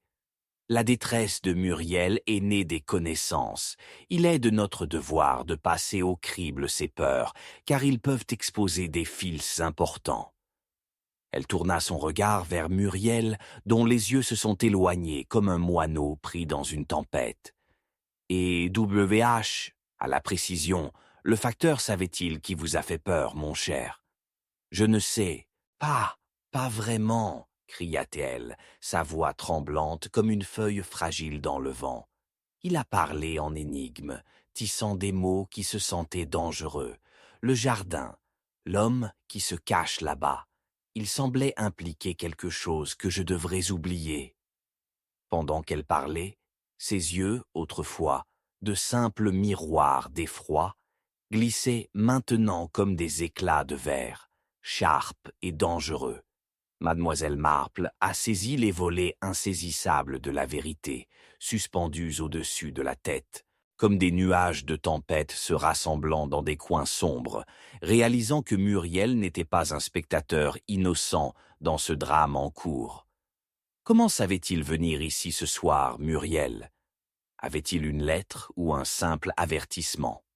La question pendait fortement entre eux alors que les villageois tout aussi perturbés se déplaçaient nerveusement, chuchotant entre eux, leurs visages de masques de panique et de suspicion. Puis une résonance soudaine d'écho a percé la pièce, comme si les murs même de la maison témoignaient. Par derrière, Timothy a brisé le malaise avec un tremblement dans sa voix, un cas d'anxiété floue entachant son urgence. Peut-être que la lettre n'était pas destinée à nous, mais à quelqu'un d'autre. Les implications, il y en a trop. Est-ce que quelqu'un se souvient si M. Bicham avait déjà livré quelque chose de spécial ici? Un rappel, un indice? L'enveloppe! Muriel lâcha soudain, sa voix est aiguisée comme un fouet. Je l'ai vu quand il est entré. C'était similaire à ceux utilisés pour les messages discrets, en jeu et élégants, avec un sceau inhabituel. Un sceau inhabituel, murmura mademoiselle Marple, les mots roulant autour de son esprit comme des galets lisses, chacun contribuant à une histoire plus grande. Quelque chose à propos de ce sceau a embourbé ses pensées à une autre époque, un emblème qu'elle avait déjà rencontré dans son voyage alambiqué à travers le labyrinthe qui brouillait les bords du village. Nous devons enquêter, mais nous ne pouvons pas agir obligés par la peur. L'invisible a déroulé de nombreuses histoires, et j'ose dire que M. Beecham a peut-être marché trop loin dans ces ombres. Pendant qu'il parlait, l'air s'épaississait de méfiance, le regard de chaque villageois pesant contre celui d'un autre. Tension bouclée comme de la fumée dérivant dans la pièce. Ce n'était pas seulement leur passé, il y avait un secret commun entre eux, un lien forgé dans l'obscurité. Mademoiselle Marple s'est déplacée parmi eux, avec un air pratiqué, saisissant ses tremblements de culpabilité et de soupçon, se cachant sous leurs plaisanteries. « Tu ne vois pas ?» Il a imploré, regardant chacun dans les yeux. Dans tout cela, le vrai danger peut ne pas résider dans une lettre, ni le facteur, mais dans le voile des ombres qui nous suit, car c'est parmi les nôtres qu'y réside la trahison. Soudain, un coup doux résonna du coin, et une silhouette trébucha, une femme vêtue d'une robe pâle, ses caractéristiques obscurcies par des cheveux imbibés de pluie. C'était à nouveau Catherine, mais maintenant la peur s'était transformée en quelque chose d'autre dans ses yeux larges. La résolution. « Mademoiselle Marple !» cria-t-elle, urgente, commandant et pourtant vulnérable. « Je me souviens. La lettre n'était pas seulement destinée à vous, elle a tenu de la saleté sur nous tous. » Un halètement collectif ondulait à travers l'assemblage, soupçonne sharpening leur inconfort commun. « Qu'est-ce que tu dis ?» Le visage de Timothy se bloqua, l'incertitude s'évasant derrière ses yeux. La voix de Catherine est devenue plus stable, inébranlable dans le sillage de leurs doutes. Le facteur a cherché à vous avertir de ce qui se passerait s'il tombait entre les mauvaises mains. Nous ne sommes pas seulement le public de cette pièce d'horreur, nous sommes les artistes, les vieux péchés sont nus. À cet instant, mademoiselle Marple a senti la pièce frissonner alors que les plaques tectoniques métaphoriques commençaient à se déplacer sous leurs pieds. Elle savait qu'il courait vers quelque chose de plus profond qu'il ne l'avait encore compris. Et tout comme son esprit a commencé à synthétiser les indices qui pendaient sur le précipice de la révélation, elle a aperçu un mouvement de l'ombre. C'était Riggs, son pas furtif, son souffle qui s'écroule alors qu'il commençait à s'estomper dans les recoins de la maison, une silhouette éphémère se dissolvant dans la nuit. « Riggs ! Miss !» Marple a crié, sa voix une fissure de tonnerre au milieu de la tempête de rassemblement. « Où vas-tu » Mais il était déjà parti, disparaissant comme de la fumée. Son cœur sauta, la réalisation se rendant avec une clarté monstrueuse. C'était le moment. Les ombres tenaient plus que de simples secrets. Ils ont serré l'essence même de la trahison. L'esprit de mademoiselle Marple accourut, les indices tournant alors qu'elle se tournait vers les villageois, tous entrelacés dans le réseau invisible de la tromperie ancrée à Harrington House. Pourtant, en naviguant sur ce terrain perfide, elle a senti une emprise imminente de la peur se resserrant autour de leur gorge. La tempête rugissait sans relâche alors que l'obscurité se rapprochait, consommant la lumière et la raison. Mademoiselle Marple se tenait ferme, témoignant d'un ancien jeu d'ombres et de lumière, un jeu qui exigeait plus qu'un simple dévoilement, mais un calcul qui pourrait démanteler le fondement même de la confiance dans leur village. Qui était vraiment le maître de cette charade? Et pourrait-elle exposer la vérité avant qu'ils ne soient tous avalés dans un gouffre de secrets?